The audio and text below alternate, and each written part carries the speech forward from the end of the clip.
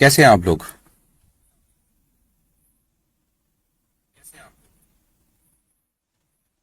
उम्मीद है सब खैरियत से होंगे।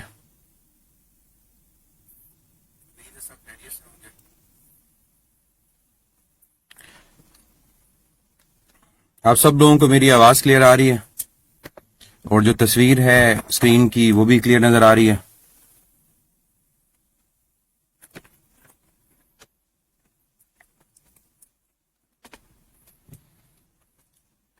चलिए, सेशन स्टार्ट करने से पहले जरा जल्दी से कमेंट्स बॉक्स में मुझे ये बता दें कि कल के लाइव सेशन आपके फिजिक्स, केमिस्ट्री, बायो के कैसे रहे।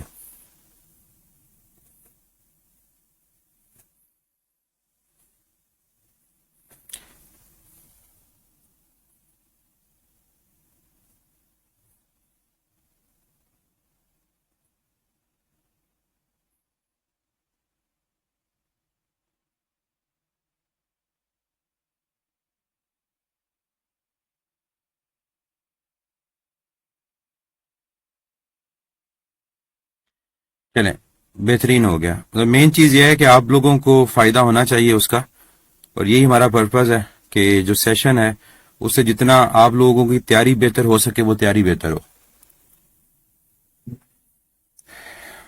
चलिए, नेक्स्ट मेरा आपसे सवाल, जल्दी से मुझे कमेंट बॉक्स में बता दें कि कौन कौन से शहर से इस टाइम आप लोग लेक्चर्स ले रहे हैं, किस किस शहर से हैं, और शहर के साथ अपना प्रोविंस भी मेंशन करें। तब तक जो कुछ और स्टूडेंट्स हैं वो भी हमें इंशाल्लाह ज्वाइन कर लेंगे।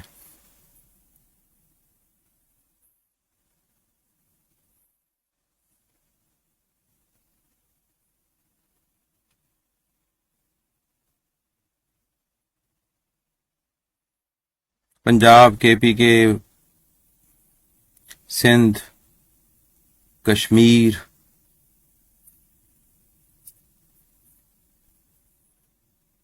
बलूचिस्तान, मतलब ऑलमोस्ट हर प्रोविंस से बच्चे हैं जो इस टाइम पे लाइव क्लासेस ले रहे हैं।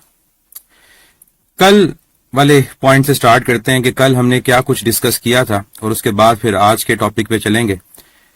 कल हम लोगों ने स्टार्ट किया था फ्रेम ऑफ रेफरेंस से, और उसके बाद हमने बात की थी स्टेट्स ऑफ बॉडी, फिर डिस्टेंस और डिस्प्लेसमेंट का डिफरेंस मैंने आपको बताया कि क्या इनमें डिफरेंस होता है, कैसे डिफरेंस केसेस के अंदर हम डिस्टेंस और डिस्प्लेसमेंट को कैलकुलेट कर सकते हैं।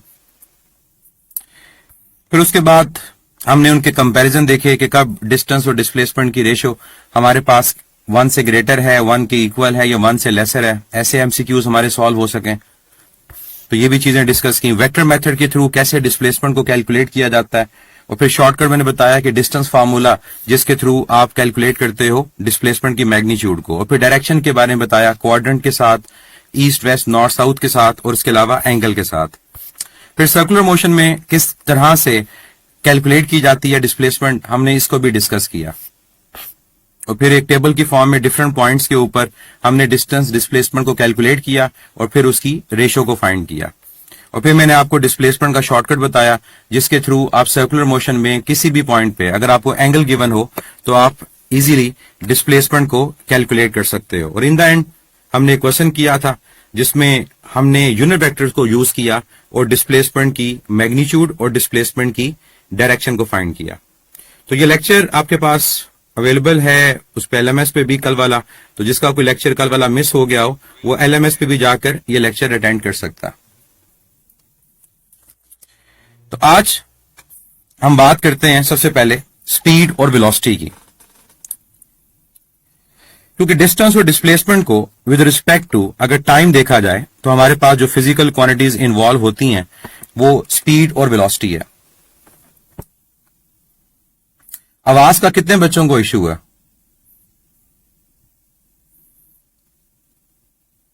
आवाज का कोई इश्यू है कि बच्चों को? तो पीडीएफ की बार बार बात ना करें, पीडीएफ अगर शेयर करनी हुई तो हम एलएमएस पे अटैच कर देंगे, आपको कहना नहीं पड़ेगा। और उसके अलावा कोई क्वेश्चन आपने पूछना है आप व्हाट्सएप कर सकते हैं, व्हाट्सएप नंबर आपके पास है, आपको आंसर मिलेगा। अगर इस यूनिट से रिलेटेड क्वेश्चन है तो वो हम क्वेश्चन आंसर सेशन में डिस्कस कर रहे होंगे। तो विदाउट एनी डिले हम स्टार्ट करते हैं आज का लेक्चर, और सबसे पहले हम बात कर रहे होंगे स्पीड और वेलोसिटी की।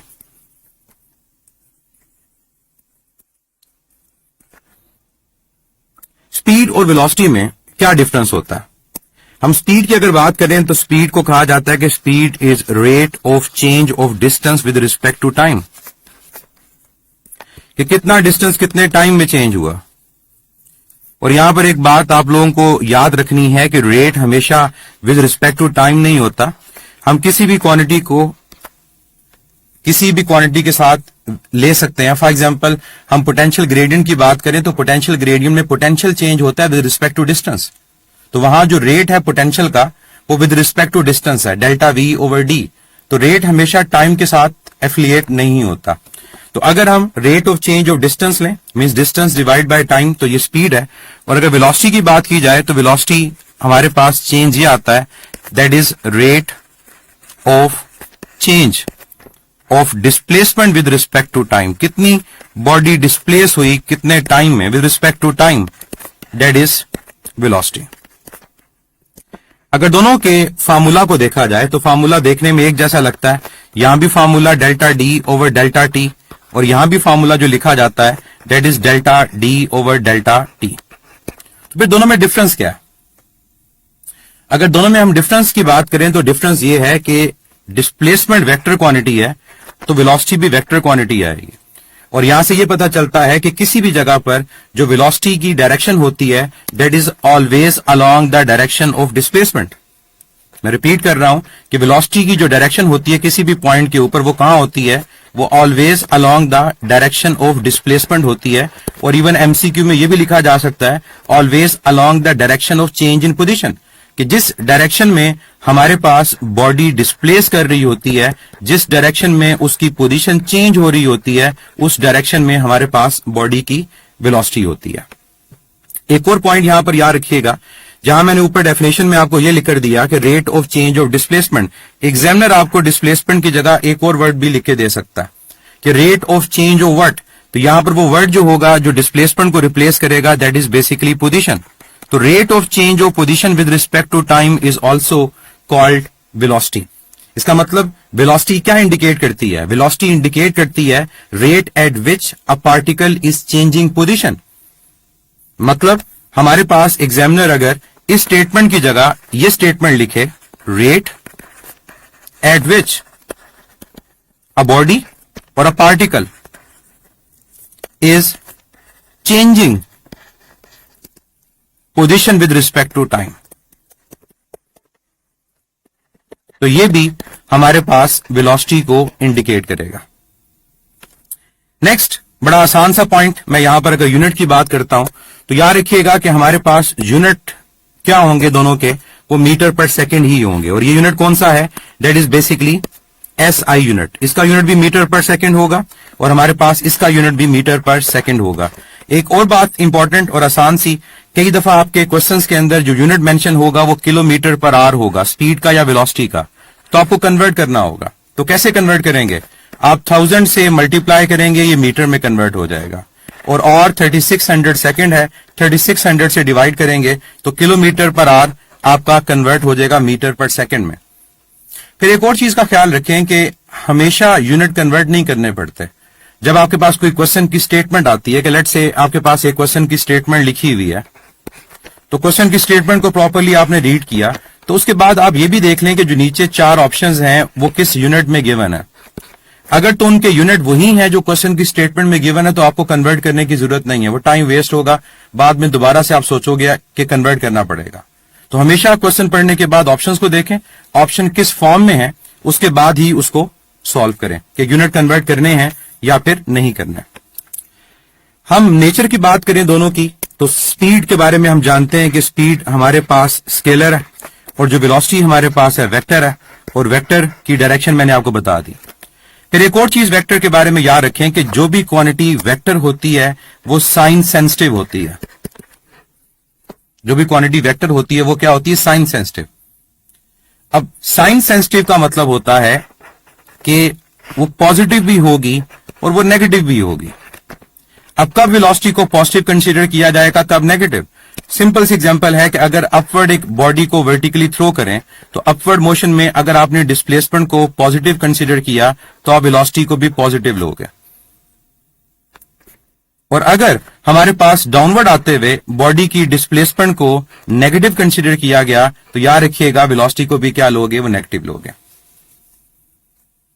क्लियर? तो ये चीज आपको पता होनी चाहिए कि साइन सेंसिटिव है तो अपवर्ड को पॉजिटिव, तो डिस्प्लेसमेंट वेलोसिटी दोनों पॉजिटिव, और अगर डाउनवर्ड को नेगेटिव तो डिस्प्लेसमेंट और वेलोसिटी दोनों को क्या लिया जाएगा, वो नेगेटिव लिया जाएगा। ये मतलब है साइन सेंसिटिव होने का। आगे चलते हैं और बात करते हैं कुछ थ्योरेटिकल बातों की, क्योंकि हमें पता है कि एमडी कैट में 70% पोर्शन हमारा रिकॉल का है, थ्योरेटिकल चीजें हैं, तो थ्योरेटिकल चीजों को बड़ा हमने स्ट्रांग करना है। अब मैं अगर बात करता हूं स्पीड के बारे में, तो स्पीड स्केलर है, और स्पीड अगर स्केलर है तो याद रखिएगा कि स्पीड हमेशा क्या होगी, स्पीड हमेशा पॉजिटिव होगी। और वेलोसिटी वेक्टर है तो वेलोसिटी हमारे पास वो पॉजिटिव भी हो सकती है, और इसके अलावा वेलोसिटी हमारे पास नेगेटिव भी हो सकती है। अभी मैंने आपको रिसेंट एक एग्जांपल में ये बात बताई। एक और पॉइंट इंपॉर्टेंट, तो इंपॉर्टेंट पॉइंट ये कि क्या स्पीड की मैग्नीट्यूड और वेलोसिटी की मैग्नीट्यूड इक्वल हो सकती है? क्या आंसर दोगे इसका? क्या किसी भी कोर्स ऑफ मोशन के अंदर स्पीड और वेलोसिटी की मैग्नीट्यूड इक्वल हो सकती है? तो इसका आंसर हमारे पास होगा यस, स्पीड और वेलोसिटी की मैग्नीट्यूड इक्वल हो सकती है। और कब इक्वल होगी? सेम वही आंसर जो डिस्टेंस और डिस्प्लेसमेंट का था, जब हमारे पास जो पाथ होगा वो लीनियर होगा, स्ट्रेट पाथ होगा। स्ट्रेट पाथ में ये दोनों इक्वल होंगे, अदरवाइज स्पीड और वेलोसिटी को हम इक्वल नहीं लेते। इसके अलावा क्लियर होगी बात? फिर एक और चीज जो आपके पास इंपॉर्टेंट है वो ये कि वो कौन सी कंडीशन है जहां पर हम कहेंगे कि स्पीड भी जीरो है और हमारे पास बॉडी की वेलोसिटी भी जीरो है। ये उसी तरह से है जैसे आप कहो कि डिस्टेंस भी जीरो है और डिस्प्लेसमेंट भी जीरो है। तो आपका आंसर होगा स्पीड और वेलोसिटी दोनों जीरो तब होंगे जब हमारे पास क्या होगा, बॉडी रेस्ट पोजीशन में होगी।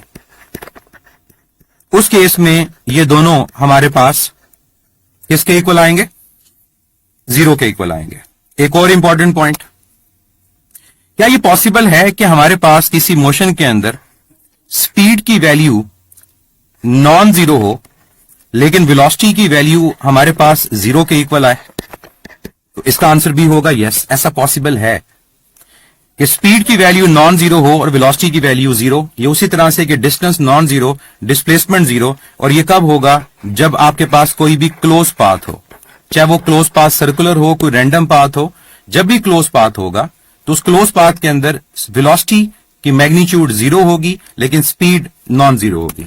और लास्ट वन, क्या ऐसा पॉसिबल है कहीं पर कि स्पीड की वैल्यू तो जीरो है लेकिन वहां पर आपके पास वेलोसिटी की वैल्यू वो नॉन जीरो है? क्या चीज पॉसिबल है कि हमारे पास स्पीड की वैल्यू तो जीरो है लेकिन वेलोसिटी की वैल्यू नॉन जीरो? तो याद रखिएगा ये चीज इम्पॉसिबल है, क्योंकि स्पीड वेलोसिटी की एक तरह से मैग्नीट्यूड कंसीडर की जाती है। ये चीज इम्पॉसिबल है कि स्पीड जीरो हो और वेलोसिटी नॉन जीरो हो। हमारी बुक में एक लाइन लिखता है कि scalars are manipulated as vectors if they are given a specific direction. मैं ये स्टेटमेंट रिपीट कर रहा हूं कि स्केलर्स जो होते हैं उनको मैनिपुलेट किया जाता है एज अ वेक्टर अगर उनको एक स्पेसिफिक डायरेक्शन दे दी जाए। अब इस बात को समझें कि अगर आप कहते हो कि हमारे पास एक बॉडी मूव कर रही है 80 किलोमीटर पर आवर से, तो ये बेसिकली मैंने आपको स्पीड बता दी या मैंने आपको वेलोसिटी की मैग्नीट्यूड बता दी। लेकिन जब मैंने ये कह दिया 80 kilometre per our in north direction, तो मैंने अब आपको उस स्पीड के साथ उसकी डायरेक्शन भी बता दी। तो स्पीड के साथ जब डायरेक्शन शामिल हो जाए तो अब एज अ होल ये क्या बन जाएगा? एज अ होल ये बन जाएगी वेलोसिटी। तो speed with a specific direction is called velocity. तो स्केलर्स के साथ अगर एफिलिएट डायरेक्शन हो जाए तो वेक्टर बन जा सकते हैं, हमेशा नहीं बनते। ये ना सोचे कि मैथ्स को भी बना लेंगे, मैथ्स नहीं बन सकता। तो कुछ क्वांटिटीज ऐसी हैं जिनको हम मैनिपुलेट करके वेक्टर बना सकते हैं। डिस्टेंस कन्वर्ट हो सकता है कि अगर मैं कहता हूं कि डिस्टेंस मेरे पास 50 मीटर है, अगर बात यहीं पर खत्म हो जाए तो डिस्टेंस है, लेकिन 50 मीटर है इन नॉर्थ ईस्ट डायरेक्शन, तो मैंने डिस्टेंस को डायरेक्शन दे दी, तो अब ये क्या बन गया? अब ये डिस्प्लेसमेंट बन गया। तो ये पॉइंट आप लोगों ने याद रखना है कि स्केलर्स वेक्टर्स की तरह मैनिपुलेट हो सकते हैं अगर उनको डायरेक्शन दे दी जाए। स्पीड और वेलोसिटी दोनों जीरो तब होते हैं जब हमारे पास बॉडी रेस्ट पोजीशन में हो। आगे चलते हैं और डिस्कस करते हैं स्पीड और वेलोसिटी की टाइप्स को। यहां पर हम इतना ज्यादा टाइम नहीं लगाएंगे कि टाइप्स को बड़ा डिटेल में डिस्कस करें। जो मेन पॉइंट है आपने उनको सुनना है और याद रखना है। स्पीड और वेलोसिटी यूनिफॉर्म कब होती है? स्पीड और वेलोसिटी वेरिएबल कब होती है? स्पीड या वेलोसिटी इंस्टेंटेनियस? और लास्ट पॉइंट कि हमारे पास स्पीड और वेलोसिटी एवरेज। ये चार टाइप्स हैं जो हमने यहां डिस्कस करनी है और सबसे इंपॉर्टेंट जो इनमें से टाइप है वो एवरेज है। पहले मैं बात करता हूं यूनिफॉर्म की कि हमारे पास यूनिफॉर्म होने का मतलब क्या है। अगर इक्वल इंटरवल्स ऑफ टाइम में, अगर इक्वल इंटरवल्स ऑफ टाइम मतलब हर एक सेकंड में, हर एक मिनट में आपका जो चेंज है, चाहे वो चेंज डिस्प्लेसमेंट का है या चेंज डिस्टेंस का है, वो इक्वल हो। हर सेकंड के बाद 10 मीटर कवर हो रहा है, हर सेकंड के बाद 10 मीटर कवर हो रहा है, तो ये इक्वल चेंज है। इसको बोलेंगे यूनिफॉर्म स्पीड या फिर uniform velocity. If a body covers equal displacement in equal intervals of time. Variable कब होगा? वेरिएबल हमारे पास नाम से जाहिर होता है जो वेरी करता हो, चेंज होता हो। तो तब हम कहेंगे कि अगर इक्वल इंटरवल्स ऑफ टाइम के अंदर जो डिस्टेंस या डिस्प्लेसमेंट में चेंज आ रहा है वो इक्वल ना हो, वो अनइक्वल हो, कभी ज्यादा हो रहा है कभी कम हो रहा है। हम टेबल से भी देख सकते हैं कि अगर वो चेंज अनइक्वल है, कि कभी चेंज आ रहा है 10 का, कभी 20 का, कभी 15 का, कभी 7 का, तो चेंज अगर अनइक्वल है तो that is variable velocity. Instantaneous नाम से जाहिर होता है इंस्टेंट। इंस्टेंट बेसिकली क्या है? एक लम्हा है। कैसा लम्हा? इंस्टेंट का वर्ड जहां पर भी आए इसका मतलब हम एक कंडीशन के साथ इसकी बात करते हैं और वो कंडीशन ये है कि for short interval of time, कि बहुत एक महदूद टाइम के अंदर, बहुत एक स्मॉल टाइम के अंदर जो rate of change of displacement होगा दैट इज इंस्टेंटेनियस वेलोसिटी। जो rate of change of distance होगा दैट इज इंस्टेंटेनियस स्पीड। तो अगर कहीं पर भी ये कंडीशन अप्लाई हो जाए कि टाइम इंटरवल स्मॉल है, कितना स्मॉल कि वो जीरो को अप्रोच करता है, इक्वल नहीं है जीरो के, जीरो को क्या कर रहा है? अप्रोच। अप्रोच का मतलब कि जीरो के क्लोज है। तो बहुत कम टाइम के अंदर जो बॉडी की वेलोसिटी या बहुत कम टाइम में बॉडी की स्पीड जो होगी उसको आप बोलोगे इंस्टेंटेनियस। अब इंस्टेंटेनियस को किस तरह से लिखा जाता है मैं आपको बताता हूं। फर्स्ट करो आपने मेंशन करना है इंस्टेंटेनियस वेलोसिटी के फार्मूला को। हमारे पास ऐसे क्वेश्चंस आते हैं जहां पर आपसे पूछा जाता है कि इंस्टेंटेनियस वेलोसिटी या इंस्टेंटेनियस एक्सेलरेशन का मैथमेटिकल रिलेशन क्या है, तो कैसे लिखेंगे? Limit time approaches to zero. ये क्या चीज है? ये आपकी कंडीशन है कि टाइम स्मॉल है और इतने कम टाइम के अंदर rate of change of displacement क्या है? इंस्टेंटेनियस है। मैं आपको एग्जांपल देता हूं इंस्टेंटेनियस वेलोसिटी की। आप सब लोग जानते हो कि जब एक बॉडी को वर्टिकली अपवर्ड थ्रो किया जाता है, वर्टिकल मोशन 90 डिग्री पर बॉडी को थ्रो किया, तो जब बॉडी पहुंचती है अपनी मैक्सिमम हाइट के ऊपर, तो उस मैक्सिमम हाइट के ऊपर बॉडी की वेलोसिटी क्या होती है? आपका आंसर होगा जीरो। क्या इस वेलोसिटी के जीरो होने का मतलब है कि बॉडी वहां पर हमें रुकी हुई नजर आती है, कि बॉडी वहां पर जाकर स्टिल हो जाती है? नो, बॉडी वहां पर जाकर इंस्टेंटेनियसली रुकती है। इसका मतलब बहुत कम टाइम के अंदर वो वेलोसिटी जीरो हो रही होती है, देन दैट मींस वो वेलोसिटी क्या है? वो इंस्टेंटेनियस है।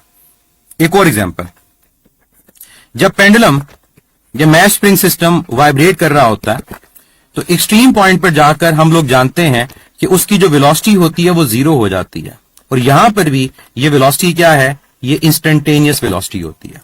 तो शॉर्ट इंटरवल के अंदर जो वेलोसिटी होगी। मेरा आपसे यहां पर एक सवाल है, मुझे सोच के आंसर दीजिएगा। क्या प्रोजेक्टाइल मोशन में भी मैक्सिमम हाइट पर जाकर वेलोसिटी जीरो हो जाती है? क्या प्रोजेक्टाइल मोशन में भी मैक्सिमम हाइट पर जाकर वेलोसिटी जीरो हो जाती है?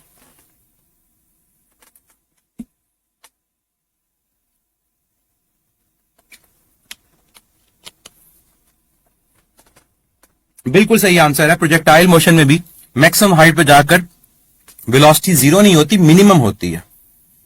और वो मिनिमम किसके इक्वल है, ये हम आगे पढ़ेंगे भी जाकर, वो हॉरिजॉन्टल कंपोनेंट ऑफ वेलोसिटी के इक्वल है। चौथी टाइप जो इन सबसे ज्यादा इंपॉर्टेंट है वो एवरेज से रिलेटेड है, और उसको मैं सेपरेटली डिस्कस करूंगा, एवरेज स्पीड को और एवरेज वेलोसिटी को। देखिए, एवरेज कहीं पर भी आता है तो हम एक टोटल फैक्टर ले रहे होते हैं।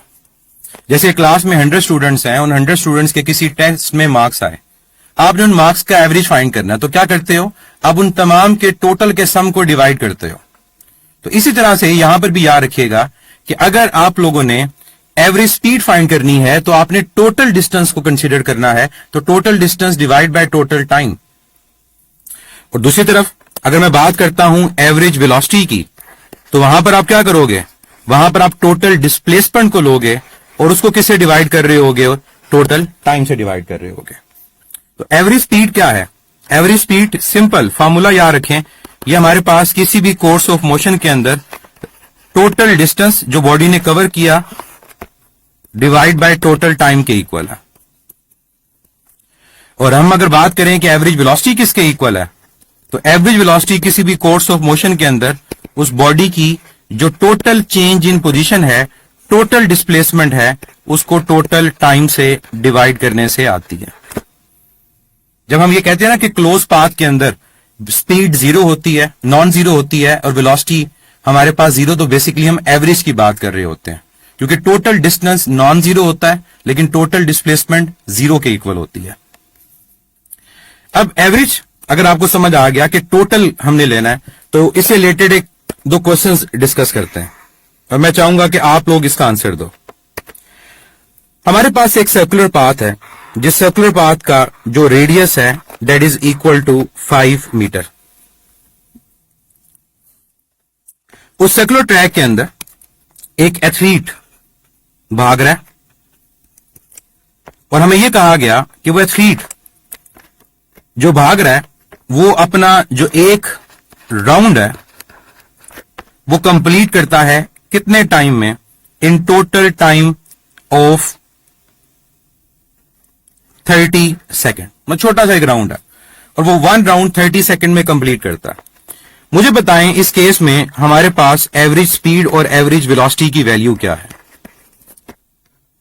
एथलीट ले लें या फिर पार्टिकल ले लें, मैंने एक सिंपल सा आपको डाटा दिया कि सर्कुलर ट्रैक का रेडियस 5 मीटर है, वो अपना राउंड कंप्लीट करता है 30 सेकेंड में, तो बताएं उसकी एवरेज स्पीड क्या है और एवरेज वेलोसिटी क्या है।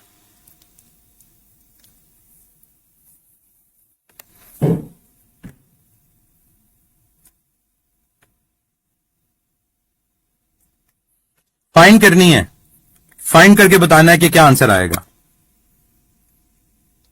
एवरेज वेलोसिटी का तो आंसर बिल्कुल जीरो आप दे सकते हो कि एवरेज वेलोसिटी हमारे पास किसके इक्वल है, वो जीरो के इक्वल है। और एवरेज वेलोसिटी क्यों जीरो के इक्वल है, आप रीजन जानते हो कि एवरेज वेलोसिटी जीरो के इक्वल इस वजह से है क्योंकि क्लोज पाथ के अंदर आपकी जो टोटल डिस्प्लेसमेंट होती है वो जीरो होती है, इस वजह से एवरेज वेलोसिटी क्या है, वो जीरो का। लेकिन एवरेज स्पीड जीरो के इक्वल नहीं है। एवरेज स्पीड फाइंड करने के लिए क्या करना पड़ेगा, आपको टोटल डिस्टेंस को टोटल टाइम से डिवाइड करना पड़ेगा। अब सर्कुलर पाथ के अंदर जब एक राउंड मुकम्मल हुआ तो एथलीट ने कितना डिस्टेंस कवर किया, सरकमफेरेंस के इक्वल। नीचे टाइम क्या है, टाइम पीरियड। आर की वैल्यू क्या गिवन है, आर यहां पर गिवन है 5 और टाइम कितना गिवन है 30। 5 और यहां के पास आ जाएगा 6।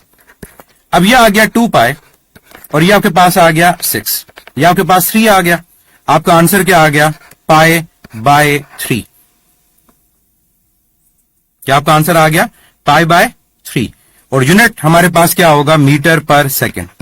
अब एक चीज सीखते हैं, अप्रोक्सीमेशन।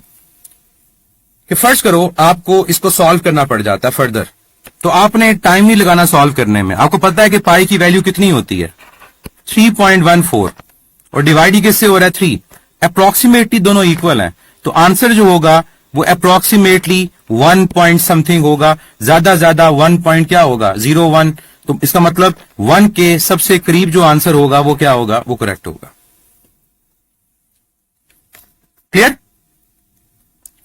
तो आपको इस तरह के क्वेश्चंस जो हैं वो सॉल्व करने आने चाहिए कि अगर आपको टोटल डिस्प्लेसमेंट का और टोटल स्पीड डिस्टेंस का कॉन्सेप्ट पता है तो आप एवरेज स्पीड और एवरेज वेलोसिटी के क्वेश्चंस को सॉल्व कर सकते हो। अब यहां पर मैं एक क्वेश्चन डिस्कस करूंगा जो पास्ट पेपर में भी आ चुका है और इवन आपने एलएमएस में भी वो लेक्चर में देखा होगा कि हमारे पास, फर्ज करें एक कार है जो मूव करती है पॉइंट ए से पॉइंट बी।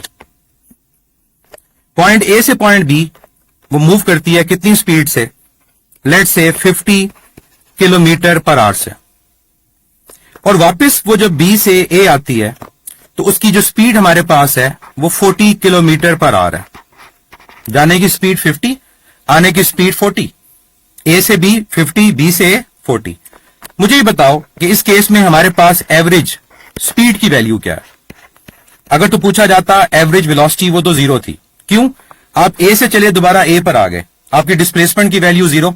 अगर डिस्प्लेसमेंट की वैल्यू जीरो, आपकी एवरेज वेलोसिटी की वैल्यू जीरो। लेकिन क्या एवरेज स्पीड जीरो होगी? नो। क्यों? डिस्टेंस तो कवर हो रहा है, डिस्टेंस हमेशा बढ़ता है। अगर जाने का डिस्टेंस डी, वापस आने का डी, तो टोटल डिस्टेंस कितना है? 2d। तो एवरेज स्पीड कितनी आएगी?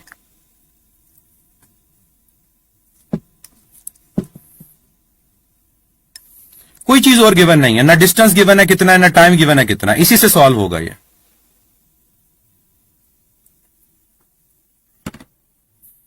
$45 गलत आंसर है।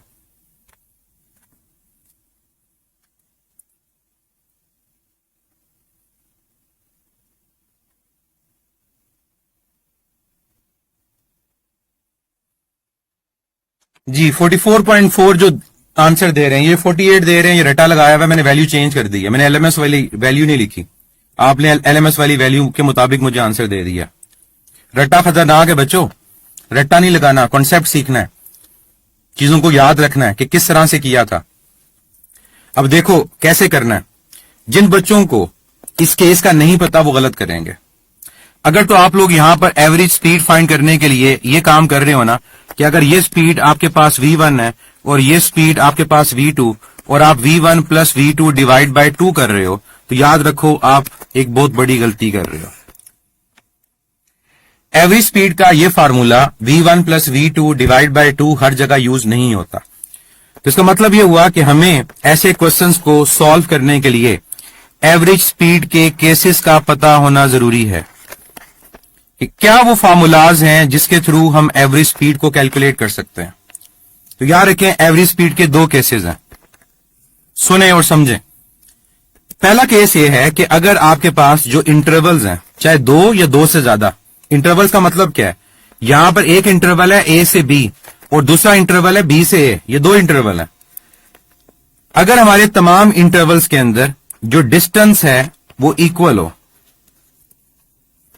लेकिन उन इंटरवल्स के अंदर जो टाइम है वो अनइक्वल हो, तो फिर आपने अगर एवरेज स्पीड को कैलकुलेट करना है तो आपका फार्मूला है शॉर्टकट एन। एन क्या है? Number of intervals divide by जितने भी इंटरवल्स हैं उन तमाम इंटरवल्स की वेलोसिटीज के रेसिप्रोकल का सम।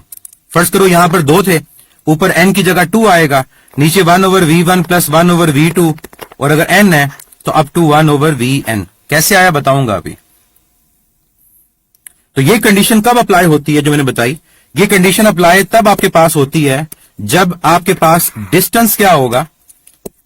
डिस्टेंस आपके पास होगा इक्वल, टाइम होगा अनइक्वल। दूसरी कंडीशन क्या है? दूसरी कंडीशन ये कि अगर आपका डिस्टेंस इक्वल ना हो, आपका डिस्टेंस अनइक्वल हो, लेकिन उन इंटरवल्स के अंदर टाइम आपका क्या हो? इक्वल हो, तब एवरेज स्पीड का जो फार्मूला यूज होता है वो क्या है? तमाम वेलोसिटीज या तमाम स्पीड्स का sum divide by total number of intervals. अब क्वेश्चन माइंड में आता है ये दोनों रिलेशन कहां से आए? क्या हम इनको अपनी एफएससी की बुक में पढ़ते हैं? बिल्कुल पढ़ते हैं, लेकिन इस फॉर्म में नहीं पढ़ते। ये हम ड्राइव करके लेकर आते हैं।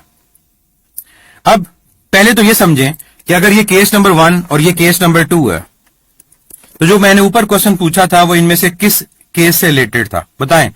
जो ऊपर मेरा क्वेश्चन है कि ए से B 50 kilometre per hour, B से ए 40 किलोमीटर पर आवर, जिनमें से कौन सा केस है, फर्स्ट या सेकंड?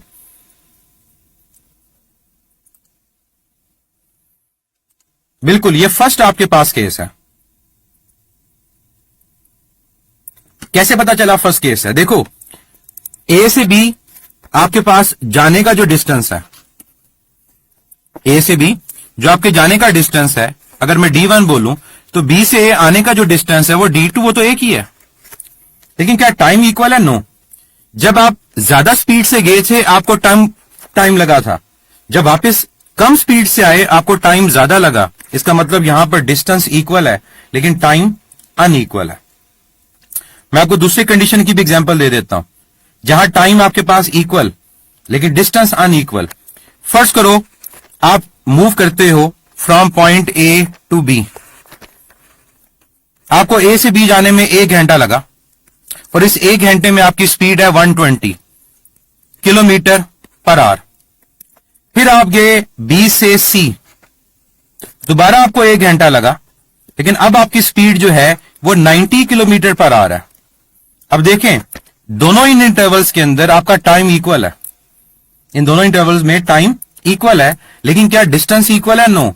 पहले घंटे में 120 किलोमीटर कवर हुआ और दूसरे में 90 किलोमीटर कवर हुआ। इसका मतलब ये सेकंड केस है जहां डिस्टेंस आपके पास अनइक्वल है लेकिन टाइम आपके पास इक्वल है।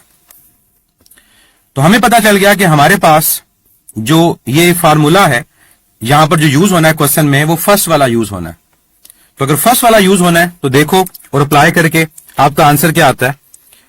आपके पास फार्मूला है n over 1 over v1 plus 1 over v2, क्योंकि 2 इंटरवल्स हैं और 2 अगर इंटरवल्स हैं तो इस n की जगह पर क्या आ जाएगा? n की जगह 2 आ जाएगा। अगर 3 इंटरवल होते n की जगह 3 आ जाता और नीचे आ जाता 1 over v1 plus 1 over v2 plus 1 over v3। अब वैल्यू पुट करो, ये आपके पास 2 आ गया। 1 ओवर v1 कितना मैंने आपको बताया था? 50। v2 मैंने आपको कितना बताया था? 40। ये वैल्यूज है 50 और 40। 50 और 40 का आपके पास एलसीएम क्या होगा? 200। और यहां पर आपके पास आएगा 4, यहां पर आपके पास आएगा 5, क्योंकि 50 इंटू 4 200 और 40 इंटू 5 आपके पास 200 चला गया ऊपर, 200 जाकर हो गया मल्टीप्लाई, यह आपके पास आ गया 400 और 5 प्लस 4 वो कितना होता है? 9। 400 को आपने डिवाइड करना है किससे? 9 से। आपका जो रिक्वायर्ड रिजल्ट है वो फाइंड हो जाएगा। तो जब आप इसको सॉल्व करते हैं तो आपके पास आंसर आ जाता है। अब कैसे सॉल्व करना है? कैलकुलेशन भी तो आनी चाहिए विदाउट कैलकुलेटर। तो कैसे सॉल्व करना है अब वो देखें, जो आप बचपन से करते आ रहे हो। 400 9 इंटू 4 क्या होता है?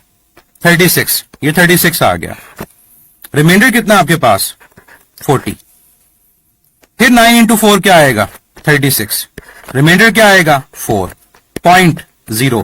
फिर 4। तो विदाउट कैलकुलेटर आपका आंसर आ गया 44.4 और यूनिट हमने कन्वर्ट नहीं किया था तो किलोमीटर पर आवर। तो कैलकुलेटर के बगैर सॉल्व आप लोग कर सकते हो, कोई ज्यादा मुश्किल वैल्यूज नहीं होती जिनको आप सॉल्व ना कर पाओ। अब 3 इंटरवल हो, 4 हो, 5 हो, आप इस रिलेशन के अकॉर्डिंग यूज कर सकते हो। मैं आपको एक और एग्जांपल दे देता हूं कि अगर आपके पास नंबर ऑफ इंटरवल 3 हो तो फिर क्या करोगे? अगर नंबर ऑफ इंटरवल 3 हो तो ऊपर फॉर्मूला में 3 आ जाएगा, नीचे आपके पास आ जाएगा 1 over v1 plus 1 over v2 plus 1 over v3। नीचे आप एलसीएम लेके सॉल्व करोगे, आपका आंसर आ जाएगा। क्लियर? बच्चे इससे रिलेटेड एलसीएम वगैरह से रिलेटेड कुछ सेपरेट मैं एक वीडियो बना के आपको दे दूंगा, ठीक है? बड़ी बेसिक चीज है इंशाल्लाह, लेकिन मैं बताऊंगा जरूर, चाहे बेसिक है आसान है, हम सब चीजें कवर करेंगे।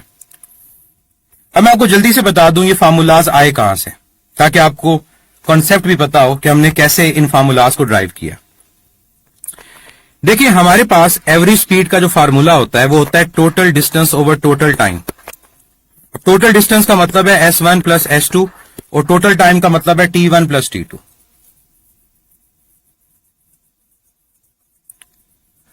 मुझे मैंने बताया है कि V1 plus V2 divide by 2 क्यों नहीं यूज होता, क्योंकि वो तब यूज होता है जब टाइम इक्वल हो। कुनहाल,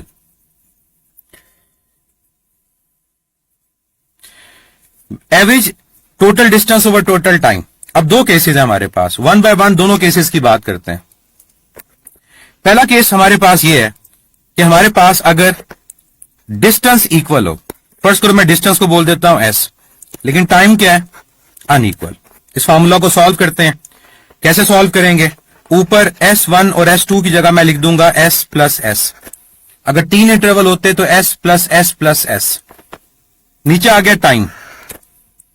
अब मेरे जो फार्मूलाज हैं, चाहे ये वाला फार्मूला है चाहे ये वाला फार्मूला है, इसमें टाइम तो नहीं है, in terms of velocity formula है। तो हम करेंगे क्या, हम इस टाइम को रिप्लेस करेंगे इन टर्म्स ऑफ वेलोसिटी। वो कैसे करेंगे, S इक्वल होता है VT के, तो T किसके इक्वल होगा, S ओवर V के।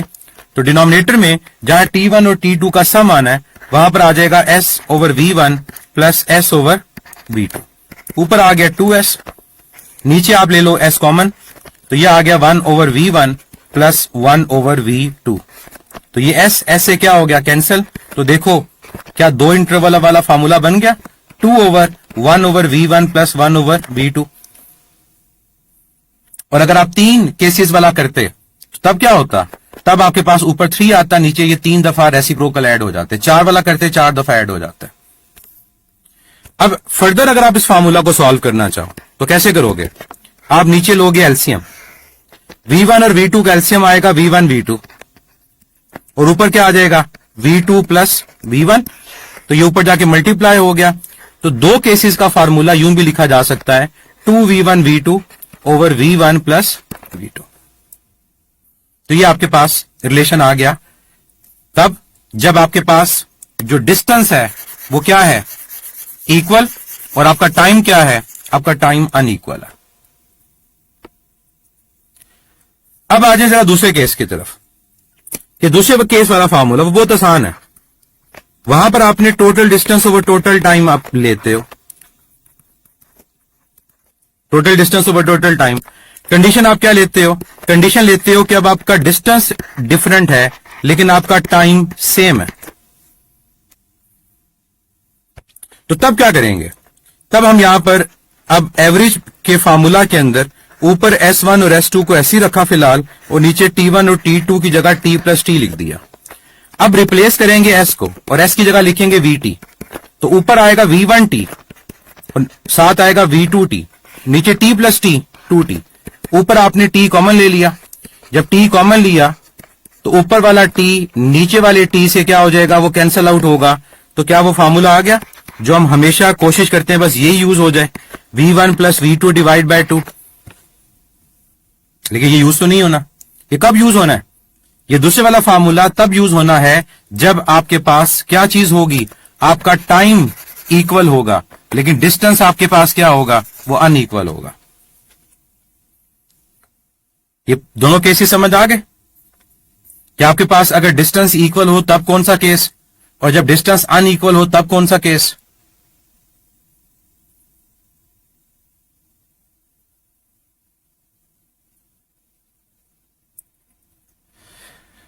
खुदा शबीर क्वेश्चन को कंप्लीट करें, किस फॉर्म में क्वेश्चन पूछा गया, क्या ऑप्शन है, जब तक वो नहीं पता होगा मैं आंसर इसका नहीं दे पाऊंगा। एक बच्चे ने यहां पर एक सवाल पूछा, अगर दोनों डिफरेंट हो तो क्या होगा। क्या क्वेश्चन था, अगर दोनों डिफरेंट हो, ना आपके पास डिस्टेंस सेम है ना आपके पास टाइम सेम है, तब क्या होगा बच्चे। तब आपको एग्जामिनर क्वेश्चन में सिर्फ वेलोसिटी नहीं देगा, फिर वो आपको मजीद डेटा देगा। तब वो मजीद डेटा इस तरह से देगा कि आप फिर टोटल डिस्टेंस अलहदा से फाइंड करोगे, उनको ऐड करोगे, और नीचे टोटल टाइम अलहदा से ऐड करोगे, तो आपके पास एवरेज फाइंड हो जाएगी। ठीक है, तो उसमें कोई खास बात नहीं है। अगर दोनों अनइक्वल हो तब तो सिंपल हम उसको सॉल्व कर सकते हैं।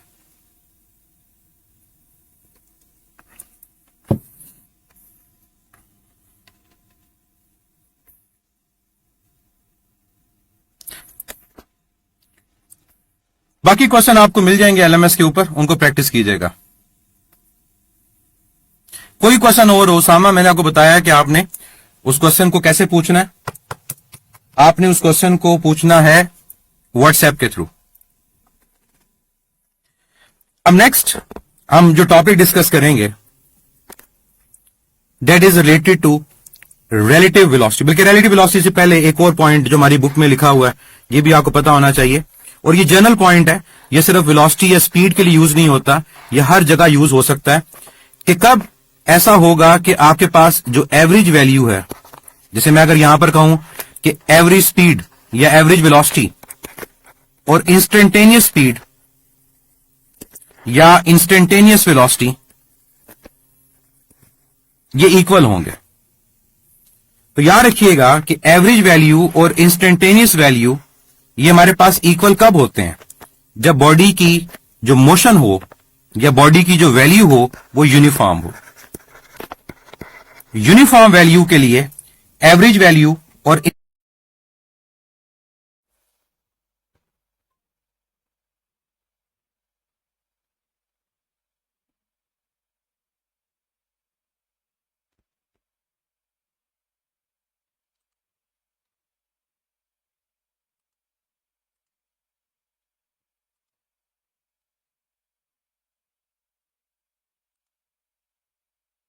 आप लोगों को मेरी आवाज आ रही है?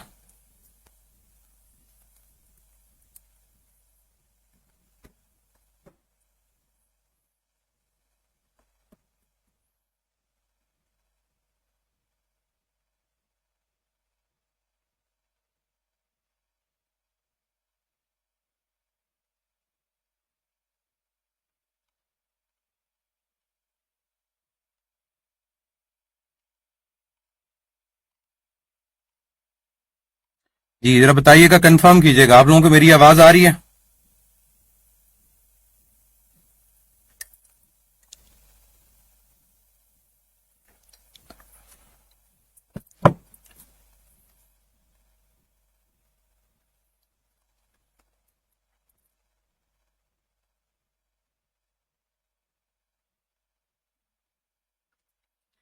तो जो लास्ट पॉइंट मैंने आपको यहां बताया वो पॉइंट क्या था कि हमारे पास एवरेज वैल्यू और इंस्टेंटेनियस वैल्यू कब इक्वल होती है। ये पॉइंट आप लोगों ने सुना है कि एवरेज वैल्यू और इंस्टेंटेनियस वैल्यू कब इक्वल होती है?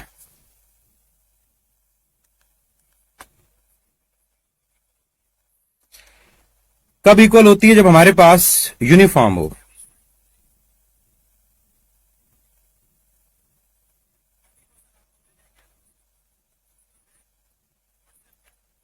तो चाहे यहां पर वर्ड यूज हो वेलोसिटी का, चाहे वर्ड यूज हो एक्सेलेरेशन का, कहीं पर भी हो ये पॉइंट ऐसा ही आएगा।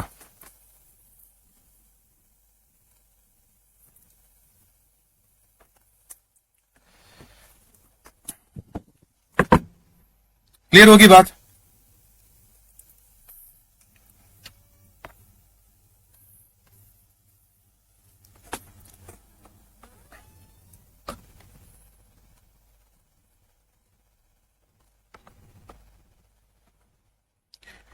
बच्चे इसको प्रूव करने की जरूरत नहीं है, ये सिंपल आपको पता है कि आपके पास अगर यूनिफॉर्म कोई चीज हो, फॉर एग्जांपल मैं कहता हूं एक वैल्यू 5 है और वो थ्रू आउट 5 रह रही है, 5 है, 5 5 5 5 एंड 5, 1 2 3 4 5 और 6 है। अगर मैं इन तमाम को एवरेज लेता हूं, तमाम का मैंने सम लिया और मैंने इसको डिवाइड कर दिया 6 से, मेरा आंसर क्या आया? 5 आया। इसका मतलब जो मेरी किसी भी पॉइंट के ऊपर इंस्टेंटेनियस वैल्यू है वही मेरी वैल्यू क्या है? एवरेज। और ये कब पॉसिबल है? जब थ्रू आउट वैल्यू क्या रह रही है? यूनिफॉर्म रह रही है। ये कब पॉसिबल है? जब थ्रू आउट हमारे पास वैल्यू क्या रह रही है? यूनिफॉर्म रह रही है। तो अगर एक वैल्यू चेंज ही ना हो तो फिर जाहिर सी बात है कि एवरेज वैल्यू और इंस्टेंटेनियस वैल्यू वो सेम आएंगे। ये सिंपल पॉइंट है, इसमें कोई इतना कोई डाउट नहीं होता।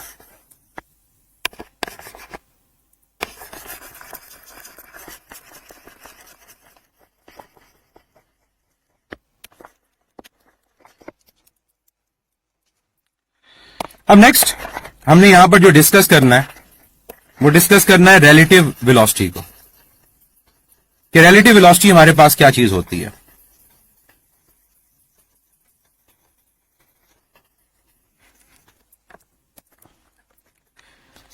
इंपॉर्टेंट चीज है क्वेश्चन पॉइंट ऑफ व्यू से। देखिए रिलेटिव नाम से जाहिर होता है जब एक दूसरे के रिस्पेक्ट से बात की जाए। For example velocity of one body with respect to other, एक बॉडी दूसरे के लिहाज से कितना तेज या कितनी स्लो मूव कर रही है। जैसे डॉपलर इफेक्ट में हम यूज करते हैं कि डॉपलर इफेक्ट में जब ऑब्जर्वर मूव करता है विद रिस्पेक्ट टू सोर्स या सोर्स मूव करता है विद रिस्पेक्ट टू ऑब्जर्वर, तो वहां पर एक रिलेटिव कॉन्सेप्ट यूज होता है कि वो एक दूसरे के कितना करीब या कितना दूर जा रहे हैं। तो रिलेटिव वेलोसिटी हमारे पास क्या है, velocity of one object with respect to other. क्या है relative velocity? Velocity of one body with respect to other one, ये है रिलेटिव वेलोसिटी। और हम जानते हैं कि हमारे पास ओवरऑल तमाम मोशंस होती रिलेटिव हैं, कि अगर फर्ज करो दूसरी बॉडी नहीं भी है तो तब भी हम वेलोसिटी एक तरह की रिलेटिव ही ले रहे होते हैं, क्योंकि दूसरी बॉडी क्या है, वो आपका फ्रेम ऑफ रेफरेंस है, वो रेफरेंस जिसके मुताबिक आप बॉडी की मोशन को स्टडी कर रहे हो। तो वहां पर बॉडी की वेलोसिटी v, तो दूसरे की वेलोसिटी क्या है, 0, तो रिलेटिव वेलोसिटी कितनी आएगी, v माइनस 0 तब भी v प्लस 0 तब भी क्या आएगी, वो v के इक्वल ही आएगी। अब रिलेटिव वेलोसिटी में जो चीज इंपॉर्टेंट है वो इसके डिफरेंट केसेस हैं जिनसे रिलेटेड आपके पास क्वेश्चन आते हैं। वो क्वेश्चन हमारे पास है कि अगर आपके पास एंगल 0 डिग्री हो तो क्या होगा, अगर दो बॉडीज की मोशन में एंगल 180 डिग्री हो तो क्या होगा, और अगर हमारे पास एंगल 90 डिग्री हो तब क्या होगा। अब तीनों की मैं आपको एग्जांपल देता हूं। 0 डिग्री का मतलब क्या है? 0 डिग्री का मतलब है कि लेट्स से हमारे पास एक रोड के ऊपर दो कार्स हैं और दोनों कार्स मूव कर रही हैं एक ही डायरेक्शन में, टुवर्ड्स राइट या टुवर्ड्स लेफ्ट या टुवर्ड्स ईस्ट या टुवर्ड्स नॉर्थ। इसकी वेलोसिटी को मैं बोल देता हूं v1, और दूसरी बॉडी भी उसी डायरेक्शन में मूव कर रही है और उसकी हमारे पास जो वेलोसिटी है वो कितनी है, v2। फर्ज करो आपके पास जो v2 है वो कितना है, वो 100 किलोमीटर पर आ रहा है, और जो v1 आपके पास है वो 60 किलोमीटर पर आ रहा है। मुझे बताएं v1 मजीद कितनी वेलोसिटी से मूव करे कि वो v2 को अप्रोच कर ले।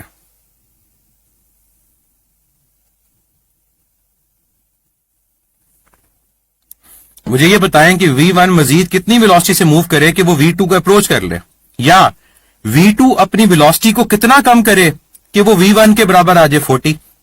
तो ये है रिलेटिव वेलोसिटी, कि वो एक दूसरे के रिलेटिव कितना मूव कर रहे हैं, कितना तेज या कितना आहिस्ता। इसका मतलब ये हुआ कि जब दो बॉडीज हमारे पास मूव करेंगे सेम डायरेक्शन में, तो वहां पर रिलेटिव वेलोसिटी को फाइंड करने के लिए आप उन वेलोसिटीज का क्या लोगे, डिफरेंस लोगे।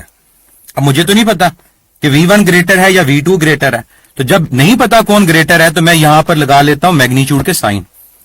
क्या आंसर अगर नेगेटिव आ भी गया तो इस मैग्नीट्यूड की वजह से वो क्या हो जाएगा, वो पॉजिटिव हो जाएगा।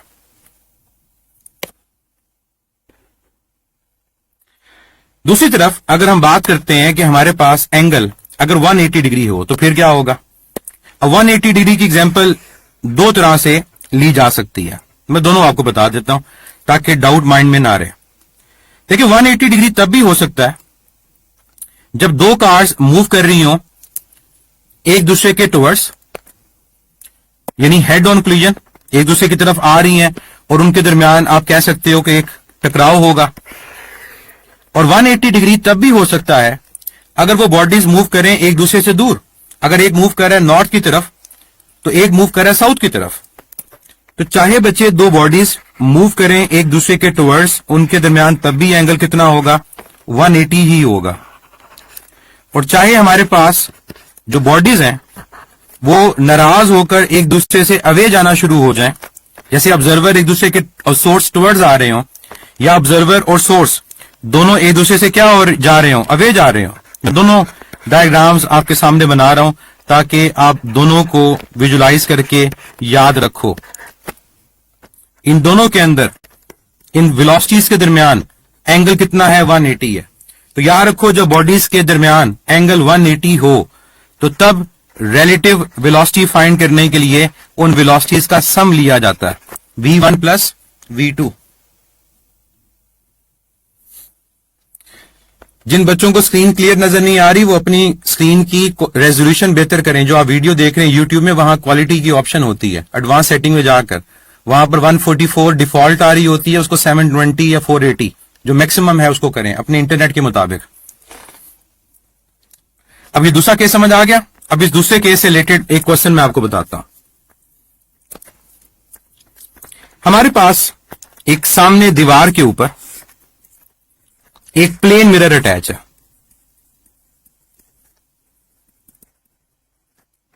आप उस प्लेन मिरर के सामने खड़े हो और आपको प्लेन मिरर के अंदर अपना इमेज नजर आ रहा है।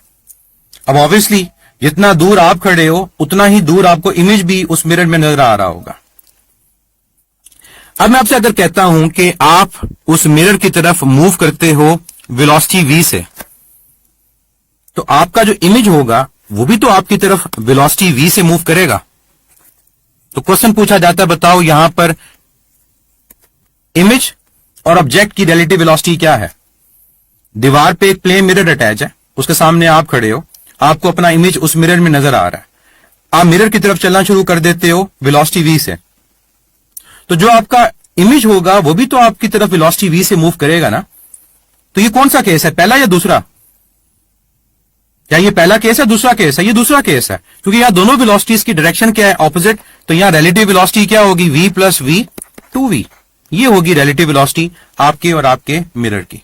तो ऐसे क्वेश्चंस के लिए भी आपने रेडी रहना है। अगर आपको कॉन्सेप्ट पता है आप इजीली उसको सॉल्व कर सकते हो। नेक्स्ट आ जाए 90 डिग्री के ऊपर। अब 90 डिग्री की एग्जांपल हमारे पास ये हो सकती है कि अगर एक बॉडी मूव कर रही है टुवर्ड्स नॉर्थ, तो दूसरी बॉडी मूव कर रही है टुवर्ड्स ईस्ट। अब नॉर्थ की तरफ फर्ज करें, जो बॉडी मूव कर रही है उसकी वेलोसिटी v1 है, और जो ईस्ट की तरफ मूव कर रही है उसकी वेलोसिटी v2। तो पूछा जाएगा कि v1 v2 के साथ किस रिलेटिव वेलोसिटी से मूव कर रहा है, या पूछा जाएगा कि 2 1 के साथ किस रिलेटिव वेलोसिटी से मूव कर रहा है, 1 विद रिस्पेक्ट टू 2 या 2 विद रिस्पेक्ट टू 1। तो ये जो मैं लाइन ड्रॉ की है बच्चे, ये लाइन बेसिकली क्या है, ये लाइन वो वेक्टर है जो रिप्रेजेंट करेगा कि उन दोनों के दरमियान हमारे पास जो रिलेटिव वेलोसिटी वेक्टर है वो क्या है। तो जब हमारे पास एंगल 90 डिग्री होता है तो वहां पर आप लोगों ने जब रिलेटिव वेलोसिटी को फाइंड करना हो तो आप यूज करते हो पाइथागोरस थ्योरम, v1 का स्क्वायर प्लस v2 का स्क्वायर, चाहे फाइंड करनी हो 1 विद रिस्पेक्ट टू 2, चाहे फाइंड करनी हो 2 विद रिस्पेक्ट टू 1। ये वो जनरल केसेस हैं जो ज्यादातर पूछे जाते हैं, 0 180 या 90। अब ओवरऑल अगर मैं इस टॉपिक को कंक्लूड करूं, क्या हमें ये सारे केसेस सेपरेट याद रखने हैं? तो नो, मैं आपको कभी रिकमेंड नहीं करूंगा कि आप इन केसेस को सेपरेट याद रखो, बल्कि मैं आपको ये रिकमेंड करूंगा कि आप रिलेटिव वेलोसिटी का एक सिर्फ शॉर्टकट याद रखो। और वो शॉर्टकट क्या है कि अगर हमारे पास कोई भी एंगल हो, और एनी एंगल थीटा, किसके दरमियान, बिटवीन टू बॉडीज जिनके दरमियान रिलेटिव वेलोसिटी को फाइंड करना है, तो आपकी रिलेटिव वेलोसिटी का फार्मूला क्या होगा, वो इक्वल होगा अंडर रूट v1 का स्क्वायर प्लस v2 का स्क्वायर, साथ आपके पास आएगा negative 2v1 v2 cos of theta.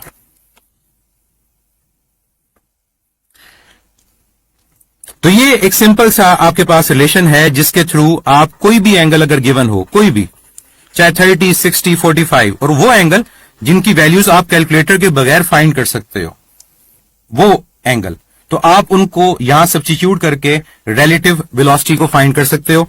मैं आपको इस शॉर्टकट को इन केसेस के में किसी एक दो केस पे अप्लाई करके भी बता देता हूं ताकि आपको आइडिया हो जाए। फर्स्ट करो, आपने एंगल कितना लिया, आपने एंगल लिया 180, एंगल 180, तो याद रखें cos 0 1 होता है, cos 180 -1 होता है।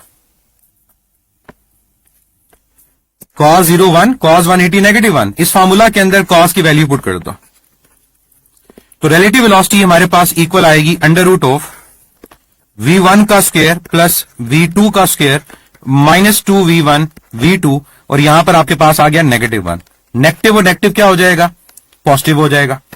जब नेगेटिव और नेगेटिव पॉजिटिव हो जाएगा तो यहां पर आएगा v1 का स्क्वायर प्लस v2 का square plus 2 time v1 v2।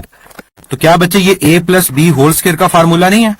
इसको आप v1 plus v2 whole square लिख सकते हो। जब होल स्क्वायर लिखोगे स्क्वायर अंडर रूट से कैंसिल, हमारा रिजल्ट जस्टिफाई हो गया। अब एक और एंगल जो हमने ऊपर डिस्कस नहीं किया, अगर हमारे पास एंगल 60 डिग्री होता तो याद रखें cos 60 की वैल्यू 1/2 होती है। तब जब आप रिलेटिव वेलोसिटी को फाइंड करेंगे तो आपके पास रिजल्ट आएगा v1 का स्क्वायर प्लस v2 का स्क्वायर माइनस 2v1 v2, और यहां पर आएगा 1/2। अब क्या होगा? अब आपके पास ये 2 से कैंसिल हो जाएगा। तब आपके पास ये फार्मूला कुछ इस फॉर्म में कन्वर्ट हो जाएगा, v1 का स्क्वायर प्लस v2 का स्क्वायर माइनस v1 v2। इससे आगे अगर वैल्यूज होंगी तो सॉल्व होगा। तो ये रिलेटिव वेलोसिटी की चीजें हैं जो आप लोगों ने याद रखनी है डिफरेंट केसेस के हवाले से, ताकि आप उसके क्वेश्चंस को इजीली सॉल्व कर सको। एक बच्चे ने ऊपर क्वेश्चन पूछा था कि अगर एक if a person is sitting in a car, what is a velocity relative to the car? 0, क्योंकि आप with respect to car move ही नहीं कर रहे। तो विद रिस्पेक्ट टू कार आपकी रिलेटिव वेलोसिटी क्या है? वो 0 होती है। क्लियर? तो ये स्पीड और वेलोसिटी की वो चीजें हैं जो आप लोगों को पता होनी चाहिए अपने पीएमसी के सिलेबस के हवाले से।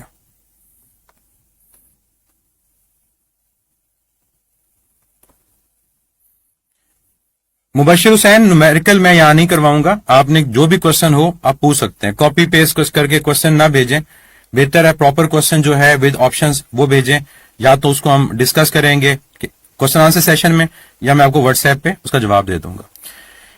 ये लास्ट ईयर क्वेश्चन था कि सन और displacement, sir how sun displacement is r2 with respect to earth. वजह सन की displacement with respect to earth r2 नहीं होती, r होती है। क्योंकि अगर मैं यहां पर कंसीडर करता हूं कि मेरे पास ये सन और हमारे पास ये अर्थ, तो अर्थ और सन के दरमियान जो डिस्प्लेसमेंट है वो r है, जो डिस्टेंस बिटवीन अर्थ एंड सन होती है। तो उसको 2r नहीं कहते।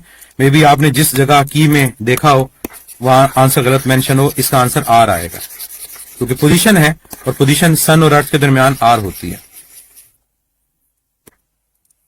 अगर एक बॉडी रेस्ट पर होगी तो रिलेटिव वेलोसिटी v1 का दूसरे से डिफरेंस v1 ही आएगा ना, इसमें कोई मुश्किल चीज थोड़ी है। इसका आंसर आप खुद भी दे सकते हो।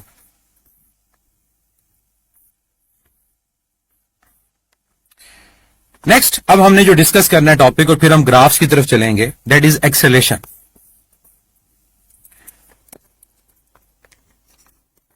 इंपॉर्टेंट टॉपिक भी है और कई चीजें इसकी बड़ी सिंपल हैं, लेकिन अगर समझ आ जाए तो। कौन सा पॉइंट, मतलब पॉइंट एग्जैक्टली बताया करें कि कौन सा पॉइंट रिपीट करना।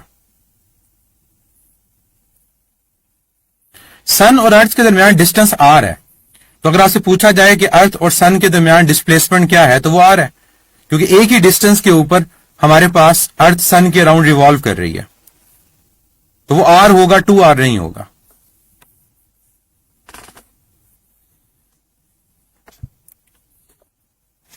What is acceleration? एक्सेलेरेट करना मतलब वेलोसिटी का चेंज होना। तो एक्सेलेरेशन को जब डिफाइन किया जाता है तो acceleration is defined as rate of change of velocity with respect to time.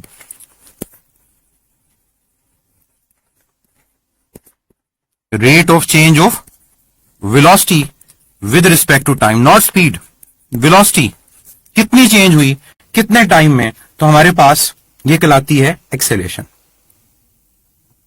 और याद रखिएगा कि जब हम बात कर रहे होते हैं कि हमारे पास वेलोसिटी का चेंज है, तो वेलोसिटी के चेंज का मतलब है कि velocity as a whole vector, velocity as a whole vector की बात हो रही है। जब velocity as a whole vector की बात होगी तो यहां पर वेलोसिटी की चेंज मैग्नीट्यूड भी हो सकती है, तब भी एक्सेलरेशन प्रोड्यूस होगी। वेलोसिटी की चेंज अगर डायरेक्शन हो तब भी एक्सेलरेशन प्रोड्यूस होगी, और अगर वेलोसिटी की मैग्नीट्यूड और डायरेक्शन दोनों चेंज हो रहे हो तब भी एक्सेलरेशन प्रोड्यूस होगी। मैं रिपीट कर रहा हूं इस पॉइंट को। जब आप कहते हो ना कि acceleration rate of change of velocity है, तो चेंज ऑफ वेलोसिटी में तीनों चीजें इंवॉल्व होती हैं कि हमारे पास बॉडी की मैग्नीट्यूड चेंज हो तब भी, बॉडी की डायरेक्शन चेंज हो तब भी, और मैग्नीट्यूड और डायरेक्शन दोनों चेंज हो तब भी बॉडी क्या करेगी, एक्सेलेरेट करेगी। मैं तीनों आपको सिंपल एग्जांपल से समझा देता हूं कि फर्ज करो हमारे पास एक स्ट्रेट रोड पे एक कार मूव कर रही है। अब इस केस में अगर वो उसी रोड पे मूव करती जा रही है रेस्ट पोजीशन से स्टार्ट होकर, और उसकी वेलोसिटी बढ़ रही है कि शुरू में उसकी वेलोसिटी क्या थी, 0, और वेलोसिटी वो इंक्रीज होकर कितनी हो गई, v। इस केस में उसकी डायरेक्शन चेंज नहीं हुई, सिर्फ मैग्नीट्यूड चेंज हुई। दूसरी तरफ आ जाओ, डायरेक्शन। डायरेक्शन की एग्जांपल क्या है? डायरेक्शन की एग्जांपल आपके पास है यूनिफॉर्म सर्कुलर मोशन।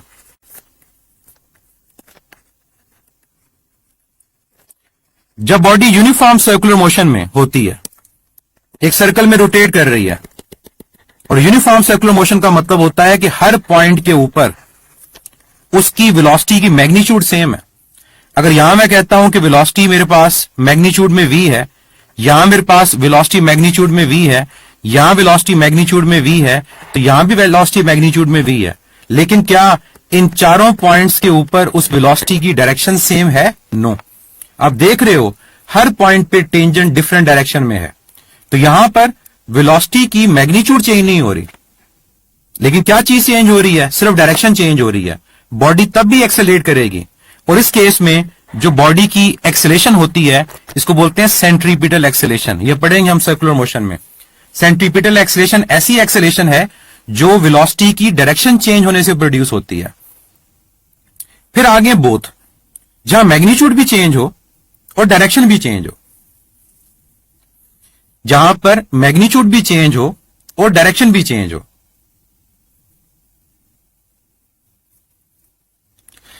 इसकी एग्जांपल आपके माइंड में क्या आती है, मैं आपसे पूछना चाहूंगा।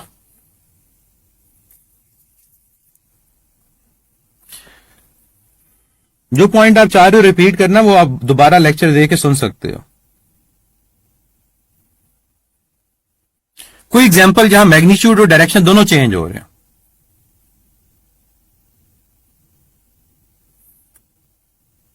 एक तो आंसर बिल्कुल ठीक आया, नॉन यूनिफॉर्म सर्कुलर मोशन। चलें, एक आंसर आपने दे दिया, कोई और आंसर?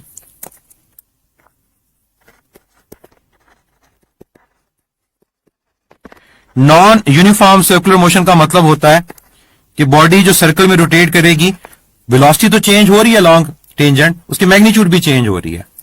क्या मैं इसकी एग्जांपल में सिंपल हार्मोनिक मोशन ले सकता हूं? क्या मैं इसकी एग्जांपल में सिंपल हार्मोनिक मोशन ले सकता हूं? बिल्कुल, आपके आंसर आना शुरू हो गए पेंडुलम वाले, क्योंकि जब हमारे पास सिंपल पेंडुलम की बात की जाती है और बॉडी वहां पर वाइब्रेट कर रही होती है, तो वाइब्रेट करते हुए मीन से एक्सट्रीम पर गए तो ये वेलोसिटी की डायरेक्शन है, और मीन से एक्सट्रीम जाते हुए वेलोसिटी डिक्रीज करती है, और वापस आते हुए वेलोसिटी क्या करती है, इंक्रीज करती है।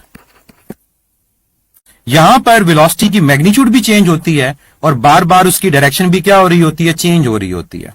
तो ये हमारे पास एग्जांपल है जहां मैग्नीट्यूड और डायरेक्शन दोनों चेंज होंगे और बॉडी के अंदर एक प्रोड्यूस क्या होती है, एक्सेलेरेशन, जो हर पॉइंट पे किस तरफ होती है, हम क्या कहते हैं सिंपल हार्मोनिक मोशन में, that acceleration is towards centre of a circle. तो हमें ये बातें पता होनी चाहिए कि एक्सेलेरेशन प्रोड्यूस सिर्फ मैग्नीट्यूड की वजह से नहीं होती, डायरेक्शन की वजह से भी हो सकती है, और इवन दोनों की वजह से भी हो सकती है। Next point, formula. एक्सेलेरेशन को कैलकुलेट करने का फार्मूला जो बेसिक है वो तो यही है, delta V over delta T. Acceleration vector है और यहां वेलोसिटी का चेंज वेक्टर है। अब ख्याल रहे, एक्सेलेरेशन वेलोसिटी पे डिपेंड नहीं करता, एक्सेलेरेशन वेलोसिटी के चेंज पे डिपेंड करता। वेलोसिटी चेंज होगी तो एक्सेलेरेशन प्रोड्यूस होगी, अगर वेलोसिटी का चेंज जीरो, एक्सेलेरेशन जीरो। बिल्कुल vertical circular motion, vertical circular motion non uniform circular motion की ही एग्जांपल है। इसके अलावा इसका फार्मूला हम लिखना चाहें तो सेकंड लॉ ऑफ मोशन से, जो बच्चा ऊपर बात कर रहा था फोर्स की, बिल्कुल फोर्स अप्लाई करने से बॉडी एक्सेलेरेट करती है। सेकंड लॉ ऑफ मोशन हमें यही बताता है। तो acceleration is equal to force divide by mass. ये दो फार्मूलाज हो गए और यहां से हमें पता चली कि एक्सेलेरेशन की डायरेक्शन क्या है। दो चीजें हमें यहां पर समझ आती हैं। एक ये समझ आती है कि acceleration is along change in velocity, not velocity. Acceleration velocity के चेंज के अलोंग होती है। और दूसरी बात हमें यहां पर यह समझ आती है कि acceleration is along the direction of force. तो दोनों ऑप्शंस करेक्ट होंगी डायरेक्शन वाइज।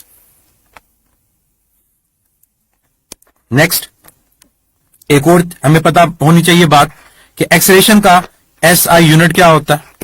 इसका SI unit metre per second square भी लिख सकते हैं और इसके अलावा आप न्यूटन पर किलोग्राम भी लिख सकते हैं। दोनों करेक्ट होंगे। अगर पूछा जाएगा एसआई बेस, फिर वो सिर्फ ये है मीटर पर सेकंड स्क्वायर, ये उसके बेस यूनिट की फॉर्म में।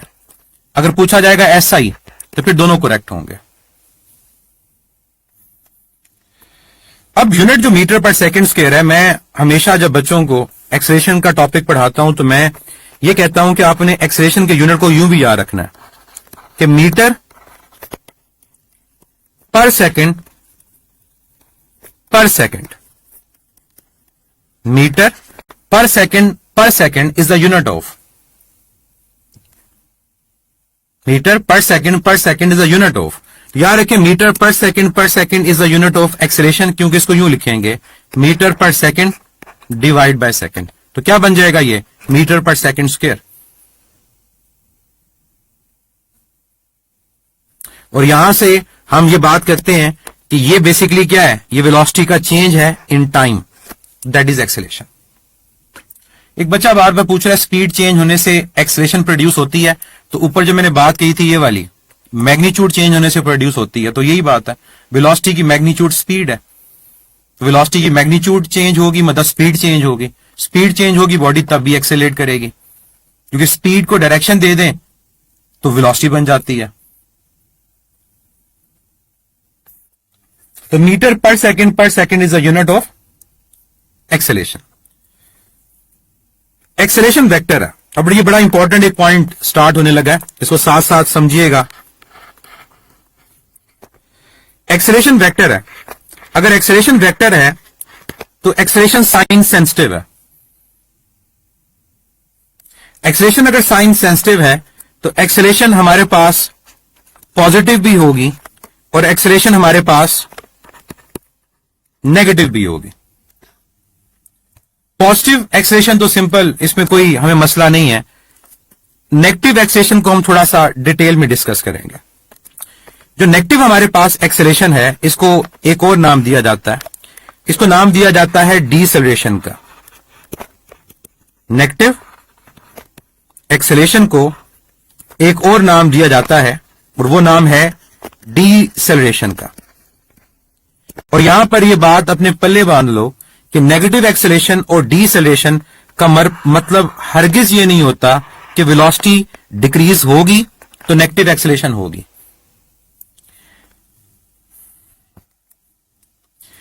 नेगेटिव एक्सेलेरेशन और डीसेलरेशन वेलोसिटी के इंक्रीज की वजह से भी हो सकता है और ये वेलोसिटी के डिक्रीज की वजह से भी हो सकता है। पंजाब की बुक में तो सिंपल ये कह के बात खत्म कर दी जाती है कि अगर वेलोसिटी इंक्रीज हो रही है तो एक्सेलेरेशन पॉजिटिव, अगर वेलोसिटी डिक्रीज हो रही है तो एक्सेलेरेशन नेगेटिव। लेकिन फेडरल और केपीके की बुक में हमें ये फर्दर ये बात मिलती है कि नेगेटिव एक्सेलेरेशन और डीसेलरेशन ये नेगेटिव इंक्रीज इन वेलोसिटी और डिक्रीज इन वेलोसिटी दोनों में हो सकता है। सबर रिटार्डेशन के बारे में बताऊंगा, सबर करें। अब जो इंपॉर्टेंट पॉइंट है, अब समझें कि कैसे ये पॉसिबल है कि नेगेटिव इंक्रीज में और डिक्रीज में दोनों हो सकता है। और मैं एग्जांपल्स के साथ आपको समझाऊंगा ताकि आपको ये बात समझ भी आए। पहली एग्जांपल, राइट डायरेक्शन में हम वेलोसिटी को पॉजिटिव लेते हैं तो लेफ्ट डायरेक्शन में क्या लेंगे, नेगेटिव लेंगे। फर्ज करो ये राइट वेक्टर है वेलोसिटी का, इसको मैं बोल देता हूं v1 और ये किसके इक्वल है, ये पॉजिटिव 20 मीटर पर सेकंड के इक्वल है। वेलोसिटी v1 से इंक्रीज हुई और कितनी हो गई v2, और v2 की वैल्यू हमारे पास है 25 मीटर पर सेकेंड। अब मुझे ये बात जरा बताओ कि v1 को v2 में कन्वर्ट होना है, तो क्या v1 में डेल्टा v ऐड होगा या सब्ट्रैक्ट होगा? जो चेंज आना है ना, चेंज की वजह से v1 ने v2 बनना है, तो क्या v1 में डेल्टा v ऐड होगा या सब्ट्रैक्ट होगा?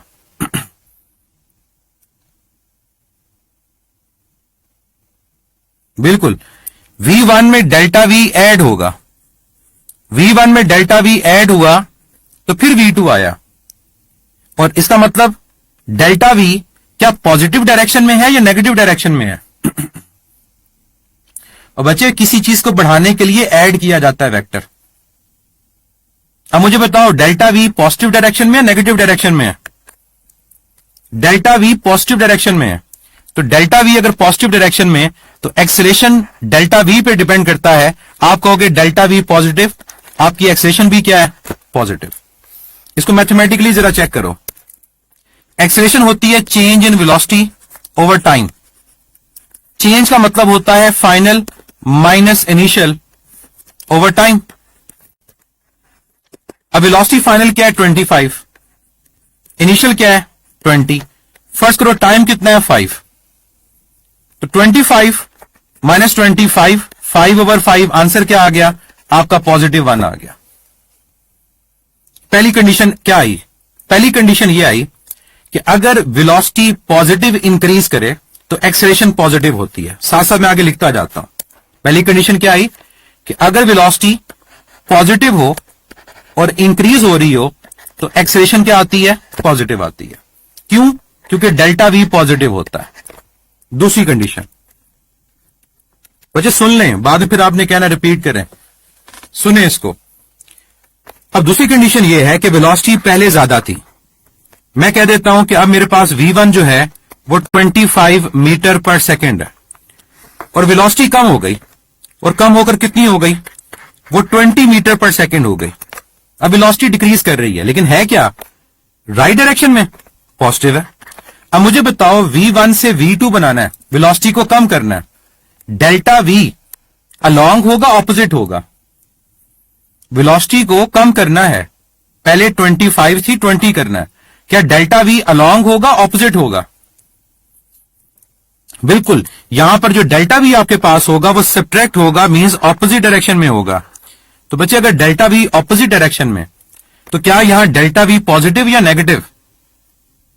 यहां पर डेल्टा v अगर ऑपोजिट डायरेक्शन में, तो राइट वाले वेक्टर को अगर पॉजिटिव लिया था तो लेफ्ट वाले को क्या लोगे? नेगेटिव।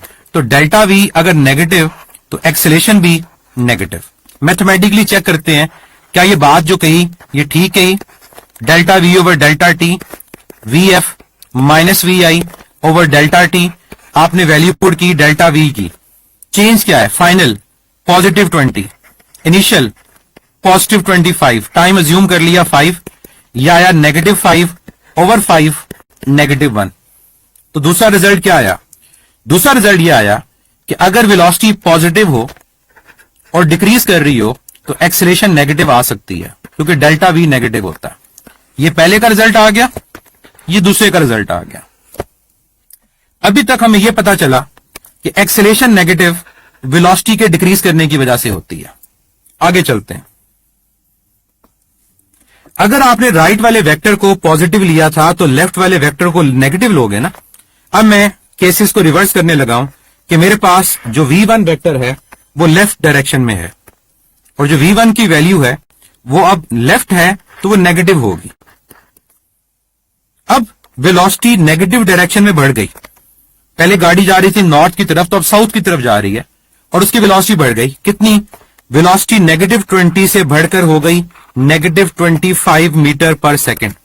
अब मुझे बताओ -20 से -25 बनाना है, क्या डेल्टा v इनके अलोंग होगा ऑपोजिट होगा?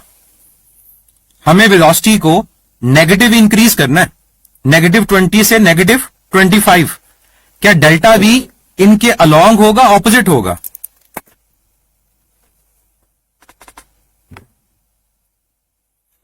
बच्चे एक चीज को बढ़ाना है, जब भी किसी चीज को बढ़ाना होता है तो अलोंग होगा, यहां डेल्टा वी अलोंग होगा, और डेल्टा वी जब अलोंग होगा तो नेगेटिव डेल्टा वी होगा। सिंपल सी एग्जांपल है, -20 को -25 बनाना है, तो -20 में -5 ऐड होगा ना, क्योंकि -20, -5, -25 आएगा। अब डेल्टा वी अगर लेफ्ट, तो वेलोसिटी क्या है? नेगेटिव डेल्टा वी, और अगर डेल्टा वी नेगेटिव, एक्सेलरेशन क्या है? नेगेटिव। अब जरा इसको मैथमेटिकली चेक करो। मैथमेटिकली जब मैं चेक करता हूं इसको कि क्या मेरा ये रिजल्ट करेक्ट है या इनकरेक्ट है, तो मैं दोबारा इन वैल्यूज को यहां पर सब्स्टिट्यूट करके चेक करता हूं। फाइनल मेरे पास वैल्यू क्या है? -25। साइन का ख्याल रखना है। इनिशियल वैल्यू क्या है? -20। यह आ गया -20। टाइम मैंने ज्यूम किया हुआ 5। ये नेगेटिव नेगेटिव क्या हो जाएगा? पॉजिटिव। तो -25 प्लस 20/5, यह आ गया -5/5। तो क्या आंसर पॉजिटिव आया नेगेटिव आया? आंसर पॉजिटिव आया नेगेटिव? नेगेटिव। तो क्या मैं कहूंगा इस केस में? मैं ये कहूंगा कि वेलोसिटी नेगेटिव डायरेक्शन में इंक्रीज कर रही है, और वेलोसिटी जब नेगेटिव डायरेक्शन में इंक्रीज कर रही है, एक्सेलरेशन तब भी क्या आ रही है? नेगेटिव, क्योंकि डेल्टा वी क्या है? वो नेगेटिव है। तो अब जो मैंने बात वहां पर कही थी जस्टिफाई हुई कि एक्सेलरेशन नेगेटिव तब भी हो सकती है जब वेलोसिटी डिक्रीज करे, और एक्सेलरेशन नेगेटिव तब भी हो सकती है जब वेलोसिटी इंक्रीज करे। आखिरी केस, फोर्थ वन केस ये है कि वेलोसिटी नेगेटिव डायरेक्शन में डिक्रीज कर जाए। अब V1 में ले लेता हूं -25, और V1 रिड्यूस हुआ, और रिड्यूस होकर कितना हो गया? -20 हो गया। अब मुझे बताओ, वेलोसिटी को -25 से -20 करना है। इस केस में जो डेल्टा V होगा वो ऐड नहीं होगा, वो उसमें से सब्ट्रैक्ट होगा ऑपोजिट डायरेक्शन में। अब जब ऑपोजिट डायरेक्शन में होगा, तो पहले केस में लेफ्ट वाले को डेल्टा वी नेगेटिव लिया, तो इस केस में डेल्टा वी पॉजिटिव। तो जब डेल्टा वी आपका पॉजिटिव, तो आपके पास एक्सेलरेशन क्या आएगी? पॉजिटिव आएगी। मैथमेटिकली जस्टिफाई करते हैं कि क्या वाकई एक्सेलरेशन पॉजिटिव आ रही है। Again delta V over delta T, final minus initial over time, values को पुट करें। फाइनल वैल्यू क्या है? फाइनल वैल्यू आपके पास है -20। इनिशियल वैल्यू आपके पास क्या है? -25। टाइम आपके पास क्या है? 5। नेगेटिव नेगेटिव पॉजिटिव, तो -20 प्लस 25/5। अब आया ये +5/5। आंसर क्या आया? पॉजिटिव। इसका मतलब मैं रिजल्ट क्या लिखूंगा? मैं रिजल्ट लिखूंगा कि वेलोसिटी अगर नेगेटिव डायरेक्शन में डिक्रीज हो रही हो, तो एक्सेलरेशन क्या आती है? पॉजिटिव। क्यों? क्योंकि डेल्टा वी पॉजिटिव होता है। तो ये 4 तरह के आपके एमसीक्यूज कवर हुए। 4 कंडीशंस आपने देखी, और वो 4 कंडीशंस को अगर मैं आप समराइज करूं, दोबारा से सुने। पहला कंडीशन क्या थी? अगर वेलोसिटी पॉजिटिव इंक्रीज हो तो हमारे पास एक्सेलरेशन पॉजिटिव होती है। दूसरा केस, अगर वेलोसिटी पॉजिटिव डिक्रीज हो, एक्सेलरेशन नेगेटिव होती है। तीसरा केस, अगर वेलोसिटी नेगेटिव इंक्रीज करे तो एक्सेलरेशन भी नेगेटिव होती है। और चौथा केस, अगर हमारे पास वेलोसिटी नेगेटिव डिक्रीज करे तो एक्सेलरेशन क्या होती है? वो पॉजिटिव होती है। क्यों? क्योंकि मैंने स्टार्ट में कहा था कि एक्सेलरेशन जो होती है ये डिपेंड वेलोसिटी पे नहीं करती, ये वेलोसिटी के चेंज पे करती है, मैग्नीट्यूड के लिए भी और डायरेक्शन के लिए भी। अगर आपका डेल्टा वी पॉजिटिव होगा, एक्सेलरेशन पॉजिटिव आएगी, और अगर आपके पास डेल्टा वी नेगेटिव होगा, एक्सेलरेशन भी नेगेटिव आएगी। तो साइंस इनके आपस में डिपेंड करते हैं, वेलोसिटी पे डिपेंड नहीं करता। तो ये चारों केस समझ आए? लेक्चर अवेलेबल होगा, आप इसको बाद में आराम से सुनिएगा, तो 1-2 दफा जब इन पॉइंट्स को सुनेंगे, ये चीजें आपको याद हो जाएंगी कि कैसे हुआ। और मैंने साथ साथ आपको मैथमेटिकल एग्जांपल इसीलिए दी ताकि आप खुद से भी इसको जस्टिफाई कर सकें कि वाकई ये जो बातें हम कर रहे हैं ये जस्टिफाइबल है, ये करेक्ट है।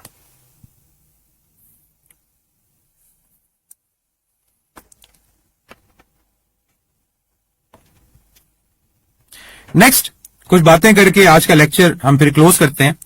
एक बच्चे ने कहा था कि नेगेटिव एक्सेलरेशन में और रिटार्डेशन में फर्क क्या होता है। अब फर्क देखिएगा क्या होता है। जो रिटार्डेशन होती है ये हमेशा वेलोसिटी को डिक्रीज करती है। रिटार्डिंग फोर्स का काम ही वेलोसिटी को डिक्रीज करना होता है। लेकिन जो डीसेलरेशन है ये वेलोसिटी को डिक्रीज भी कर सकती है और वेलोसिटी को इंक्रीज भी कर सकती है। तो ये डिफरेंस आपको क्लियर होना चाहिए कि रिटार्डेशन और डीसेलरेशन में मेन डिफरेंस क्या है। रिटार्डेशन हमेशा वेलोसिटी के डिक्रीज को शो करेगी, लेकिन डीसेलरेशन जो होगी वो इंक्रीज और डिक्रीज दोनों को शो कर सकती है। जैसे हमने स्पीड और वेलोसिटी की टाइप्स को डिस्कस किया था, उसी तरह से जल्दी से एक्सेलरेशन की टाइप्स को भी डिस्कस कर लें। और ये टाइप्स हम इसलिए पढ़ते हैं क्योंकि हमने आगे जाकर जब इनके ग्राफ्स को डिस्कस करना है तो हमने इन ग्राफ्स को नाम देना है, तो हमें पता होना चाहिए। तो पहली type uniform acceleration. Uniform acceleration तब होगी अगर वेलोसिटी का change equal intervals of time में इक्वल आए। नंबर 2, नॉन यूनिफॉर्म या फिर वेरिएबल एक्सेलरेशन। यह तब होगी जब वेलोसिटी का चेंज आपके पास अनइक्वल आए।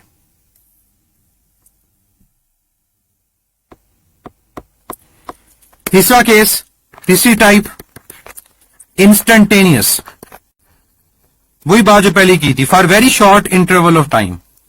एक छोटे से लम्हे के अंदर आपके पास जो एक्सेलरेशन है वो इंस्टेंटेनियस है। तो यहां पर इसको कैसे लिखा जाता है? इसको यूं लिखा जाएगा, एक्सेलरेशन जो इंस्टेंटेनियस है, अप्लाई करें limit time approaches to 0 delta V over delta T. और फोर्थ वन हमारे पास एवरेज एक्सेलरेशन। अब एवरेज एक्सेलरेशन हमारे पास क्या है?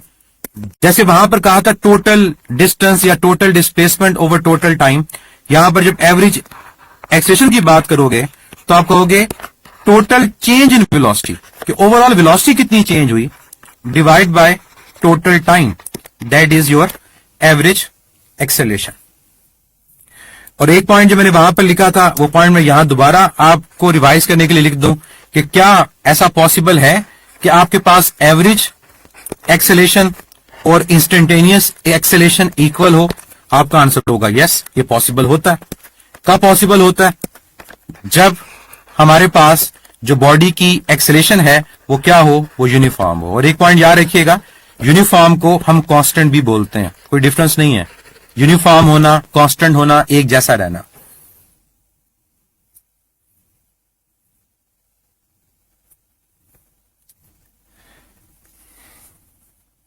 ठीक है, एक बच्चा पूछ रहा है प्रोजेक्टाइल मोशन में दोनों चीजें चेंज होती हैं। बिल्कुल, वेलोसिटी की मैग्नीट्यूड भी चेंज हो रही होती है, वेलोसिटी की डायरेक्शन भी चेंज हो रही होती है, और वहां पर एक्सेलरेशन कांस्टेंट होती है equal to acceleration due to gravity.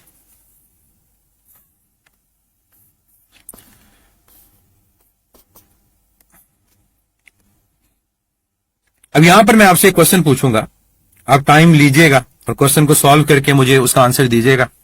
मैं भी थोड़ी ब्रेक लेता हूं, उसके बाद फिर इसको वाइंड अप करते हैं।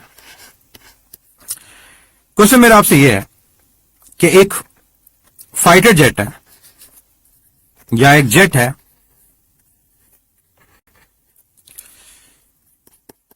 जो मूव कर रहा है टुवर्ड्स नॉर्थ।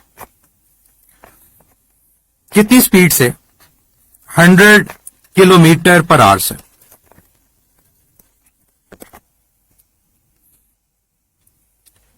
वो अपनी डायरेक्शन को चेंज कर लेता है। चलें, मैं इसको डेटा को आसान कर देता हूं, बजाय इसके कि आप कन्वर्जन में टाइम लगाओ, इस क्वेश्चन को मैं आसान कर देता हूं ताकि आप कन्वर्जन में टाइम ना लगाओ। एक जनरल मैं आपसे पूछता हूं, एक बॉडी है जो मूव कर रही है टुवर्ड्स नॉर्थ 50 मीटर पर सेकेंड से। विद इन 20 सेकेंड वो मूव कर जाती है किस तरफ? Towards east, with in 20 second वो कहां मूव कर जाती है? Towards east. फाइंड करें इस बॉडी की जो एवरेज एक्सलेरेशन है उसकी वैल्यू क्या है। और जब मैंने आपसे पूछा कि एक्सलेरेशन, इसका मतलब आपने मुझे दो चीजें बतानी है। मुझे आपने एक्सलेरेशन की मैग्नीट्यूड भी बतानी है और मुझे आपने एक्सलेरेशन की डायरेक्शन भी बतानी है।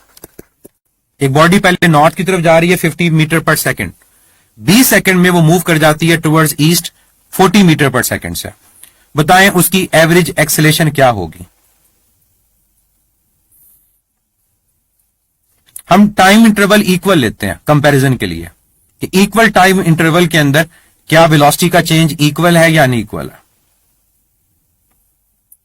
जल्दी से इस क्वेश्चन को सॉल्व करें और ठीक तरह से सॉल्व करके इसका आंसर दें।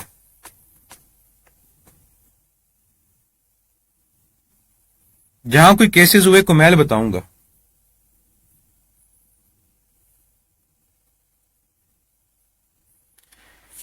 निमरा, लास्ट केस में मैंने चेंज इन वेलोसिटी को पॉजिटिव इस वजह से लिया क्योंकि वो राइट डायरेक्शन में है, तो राइट वाले वेक्टर्स को पॉजिटिव ले रहे हैं, लेफ्ट वाले को नेगेटिव ले रहे हैं।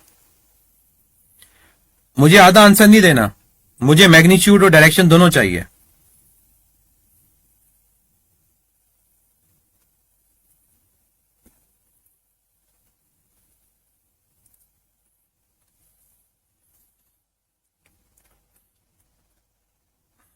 अब्दुल मुसव्वर, टेम्परेचर को आप किसने कह दिया कि नेगेटिव लेते हैं तो उसकी मैग्नीट्यूड नेगेटिव होती है? मैग्नीट्यूड कभी किसी चीज के नेगेटिव नहीं होते। जो क्वेश्चन पूछा उसका आंसर दें। बाकी अब हजारों सवाल आपके माइंड में चल रहे होते हैं, अब जो क्वेश्चन है आपने उसको सॉल्व करना। 0.5 नॉर्थ ईस्ट नॉर्थ नॉर्थ, कई बच्चों ने डायरेक्शन ही नहीं बताई। अभी तक किसी का भी आंसर करेक्ट नहीं है।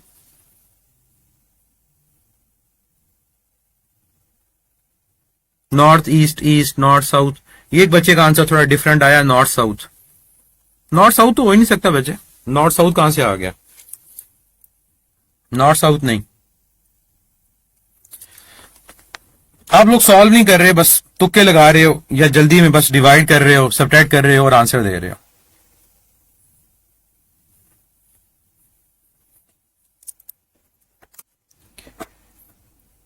अब सुनो इसको सॉल्व कैसे करना। देखें, हम अगर यहां पर यह कहते हैं कि एक्सेलेरेशन फाइंड करनी है तो change in velocity over total time, तो अगर तो आप लोग ये कर रहे हो कि 40 माइनस 50 ओवर 20, तो आप गलत कर रहे हो। क्यों गलत कर रहे हो? क्योंकि एक नॉर्थ डायरेक्शन में है, एक ईस्ट डायरेक्शन में है। आप किस तरह से उनको डायरेक्ट सब्ट्रैक्ट कर सकते हो? आपको वेक्टर्स के रूल याद हो तो जब वेक्टर्स पैरेलल होते हैं ना, अगर ये वेक्टर ए है, ये वेक्टर बी है, तो तब वो ऐड होते हैं।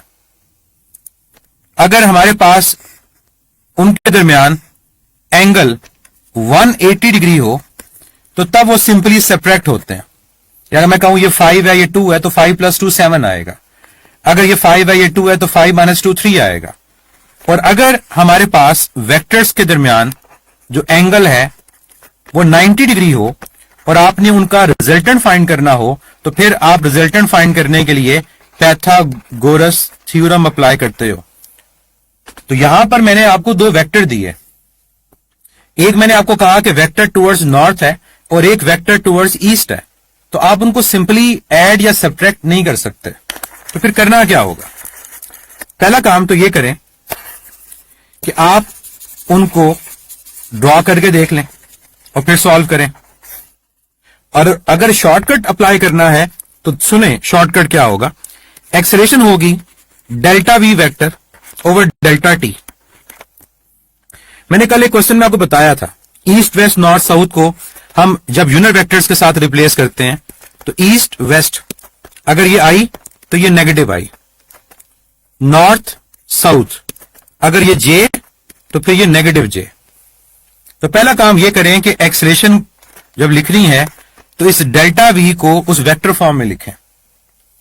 तो 50 नॉर्थ है तो 50 के साथ क्या आएगा आपके पास, बल्कि मैं इसको थोड़ा सा ब्रेक कर दूं, इस डेल्टा वी को मैं लिख देता हूं V F minus V I over delta T.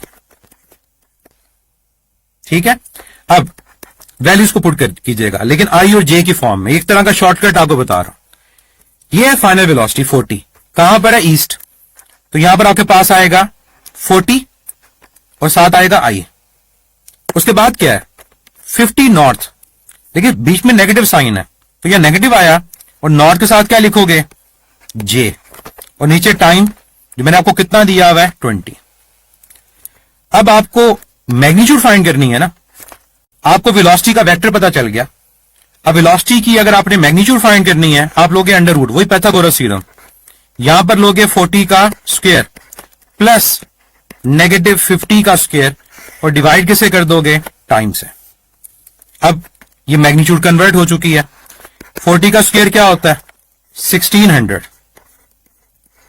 और 50 का स्क्वायर क्या होता है? 2500। डिवाइड किसे कर दिया? 20 से। अब 1600 प्लस 2500 क्या होगा? ये होगा 4100, और 4100 मींस 100 का अंडर रूट कितना होता है? 10। यह आ गया under root of 41 into 10 divide by 20। आप लोग कहते हैं ना कैलकुलेशन सिखाएं, अब कैलकुलेशन को सीखें किस तरह से मैं इसको सॉल्व कर रहा हूं। कि 1600 प्लस 2500 4100, तो 100 का अंडर रूट 10, 10 0 कैंसिल हो गया। अब 41 का अंडर रूट कैसे फाइंड करना है? मैं आप लोगों को ग्रुप में एक वीडियो भी शेयर कर दूंगा जो मैंने यूट्यूब पे अपलोड की हुई है कि विदाउट कैलकुलेटर अंडर रूट कैसे लेते हैं। अब अंडर रूट 41 फाइंड करना है। इसको मैं लिखूंगा उस रूल के मुताबिक जिसकी वीडियो मैं आपको भेजूंगा। 36 प्लस 5, 36 का अंडर रूट 6 प्लस 5, 6 का डबल यहां लिख दो 5/12। अब 5/12 को आपने सॉल्व करना है। 5 और 12.0, 12 इंटू 4 48, तो अप्रोक्सीमेटली 0.4, यह आपके पास आ गया 6.4। तो मेरे पास अंडर रूट 40 कितना है? 6.4 डिवाइड किया 2 से, मेरा आंसर है 3.2 मीटर पर सेकेंड स्क्वायर। मुझे चाहिए डायरेक्शन, कि मेरी डायरेक्शन क्या है। इस मेथड से डायरेक्शन भी फाइंड हो गई। देखो इस वेक्टर को, इस वेक्टर के अंदर आपके पास जो आई है वो पॉजिटिव है, जो वाई है वो नेगेटिव है। वो कौन सा कोऑर्डिनेट होता है जहां पर आपके पास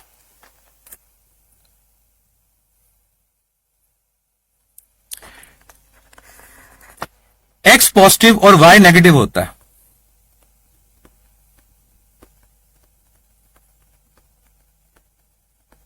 वो कौन सा क्वाड्रेंट है जहां पर आपके पास एक्स पॉजिटिव और वाई नेगेटिव होता है? Fourth quadrant. फोर्थ क्वाड्रेंट के अंदर आपके पास एक्स पॉजिटिव होता है, वाई नेगेटिव, और फोर्थ क्वाड्रेंट को हम क्या लिखेंगे? फोर्थ क्वाड्रेंट को हम लिखेंगे साउथ ईस्ट। फोर्थ क्वाड्रेंट को हम क्या लिखेंगे? South east. तो मेरे पास ये क्वेश्चन सॉल्व हो गया एवरेज वेलोसिटी का।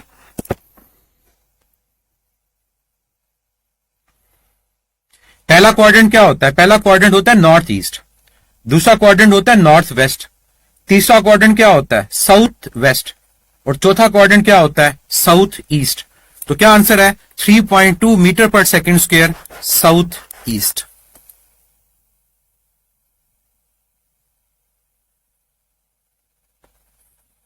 जे कैसे नेगेटिव है? बेसिकली आपने डिफरेंस फाइंड करना है। जब डिफरेंस फाइंड करेंगे तो आपकी जो इनिशियल वेलोसिटी है वो ऑटोमेटिकली क्या हो जाएगी? वो नेगेटिव हो जाएगी। इस वजह से नेगेटिव। ये शॉर्टकट है कि जिसके थ्रू आप बगैर डायग्राम ड्रॉ किए इसको फाइंड करेंगे। Munib sir how is this average? Average का मतलब क्या था? Total change over total time. तो मैंने न्यूमरेटर में क्या फाइंड किया? ये total change in velocity find किया और नीचे टोटल टाइम ले लिया। वजह फार्मूला का नेगेटिव है ना, तभी तो वेलोसिटी का चेंज फाइंड होगा, और उस नेगेटिव की वजह से आपके पास वेक्टर नेगेटिव हो जाएगा। वजह इतना टाइम होता है, टाइम ही टाइम होता है। आपने वहां पर करना क्या होता है? क्वेश्चन ही तो सॉल्व करने होते हैं। 54 एमसीक्यूज फिजिक्स के आते हैं। उन 54 में से अगर आपके हार्डली 6 या 7 न्यूमेरिकल आते हैं तो उनमें टाइम ज्यादा लगेगा। तो कुछ वो भी न्यूमेरिकल तो आते हैं जो आपके विद इन सेकेंड कवर हो जाते हैं। तो जो विद इन सेकेंड कवर होते हैं, 5 सेकंड, 10 सेकंड, 20 सेकंड, उनका जो बकिया टाइम है वो कहां लगाना है? इन न्यूमेरिकल्स के अंदर।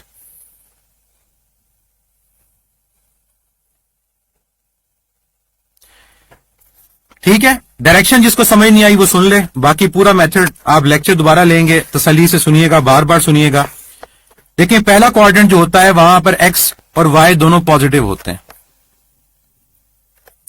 उसको हम नाम देंगे नॉर्थ, सॉरी इसको हम ईस्ट बोलते हैं, इसको नॉर्थ। तो जब हमारे पास पहला क्वाड्रेंट होगा तो उसको नाम दिया जाएगा नॉर्थ ईस्ट का। जो दूसरा क्वाड्रेंट होता है वहां पर y पॉजिटिव होता है, x नेगेटिव होता है, तो दूसरे क्वाड्रेंट को नाम क्या दिया जाता है, नॉर्थ वेस्ट का, अगर वहां वेक्टर लाई करेगा। तीसरे क्वाड्रेंट के अंदर आपके पास दोनों नेगेटिव होते हैं और उसे क्या नाम दिया जाता है, उसे नाम दिया जाता है साउथ वेस्ट का। और जो चौथा क्वाड्रेंट आपके पास होता है वहां पर x पॉजिटिव y नेगेटिव होता है, उसे नाम दिया जाता है साउथ ईस्ट का।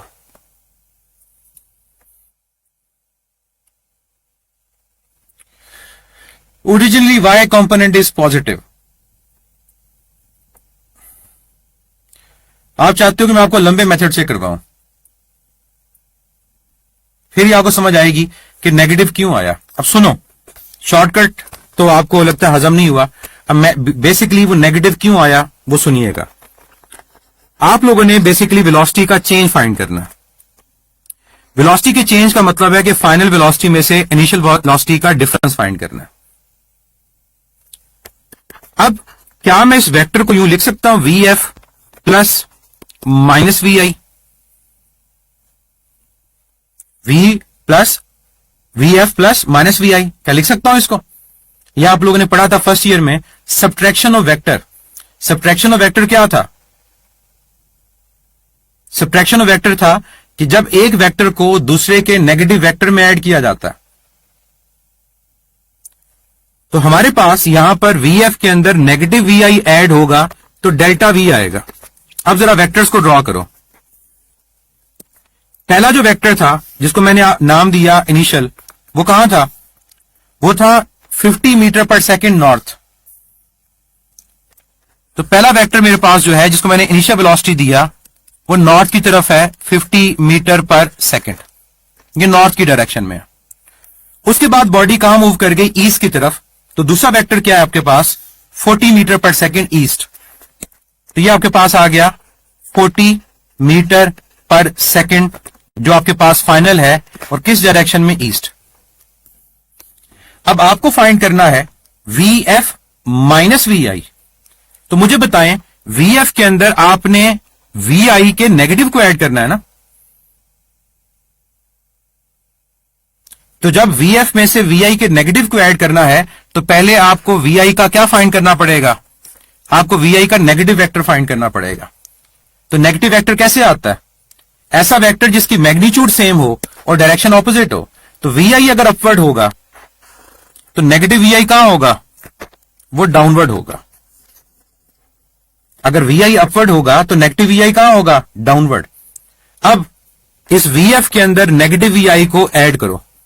तो जब आप वी एफ के अंदर इस नेगेटिव वी आई को ऐड करोगे हेड टू टेल रूल से, तो ये है वी एफ, ये है नेगेटिव वी आई। तो क्या इन दोनों का रिजल्टेंट ये आएगा? और ये जो रिजल्टेंट होगा ये डेल्टा वी होगा। अब मुझे जरा देख के बताओ ये कहां पर लाई करता है? क्या ये साउथ ईस्ट में रिजल्टेंट लाई नहीं कर रहा? क्या ये रिजल्टेंट साउथ ईस्ट में लाई नहीं कर रहा?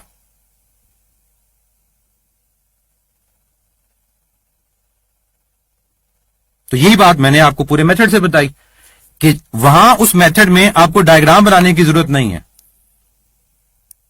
ठीक है, उस केस में सिर्फ और सिर्फ आप मैथमेटिकली अगर आप वेक्टर को सही लिख लोगे तो तब भी आपका आंसर यही आएगा, क्योंकि आपने वहां पर जब लिखा था वी एफ माइनस वी आई, तो वी एफ ईस्ट था वो आई बन गया, वी आई नॉर्थ था वो जे बन गया, साथ नेगेटिव आ गया। उस पॉजिटिव नेगेटिव से पता चल गया कि ये फोर्थ क्वाड्रेंट है। तो fourth quadrant means south east. कल इंशाल्लाह यहीं से स्टार्ट करेंगे और हम नेक्स्ट जो पढ़ेंगे एक्सेलेरेशन की कुछ चीजें जो रह गई हैं उनको कवर करेंगे और ग्राफ्स को डिस्कस करेंगे। अब आप लोगों ने जो काम करना है मैं को बता देता हूं। मैं आपको 3 वीडियोस जो हैं उनके बारे में बता देता हूं। ये दोनों आपके एलएमएस पे भी हैं लेकिन मैं ग्रुप में भी शेयर कर दूंगा। How to read slope of the graph, graph की स्लोप कैसे रीड की जाती है, how to read area of the graph, और तीसरी चीज स्क्वायर रूट विदाउट कैलकुलेटर। ये 3 वीडियोस आप लोगों को मैं सजेस्ट करूंगा और ग्रुप्स में शेयर कर दूंगा, इनको लाजमी देखिएगा ताकि आपको हेल्प मिले। तो अभी नेक्स्ट क्लास आपकी केमिस्ट्री की होगी।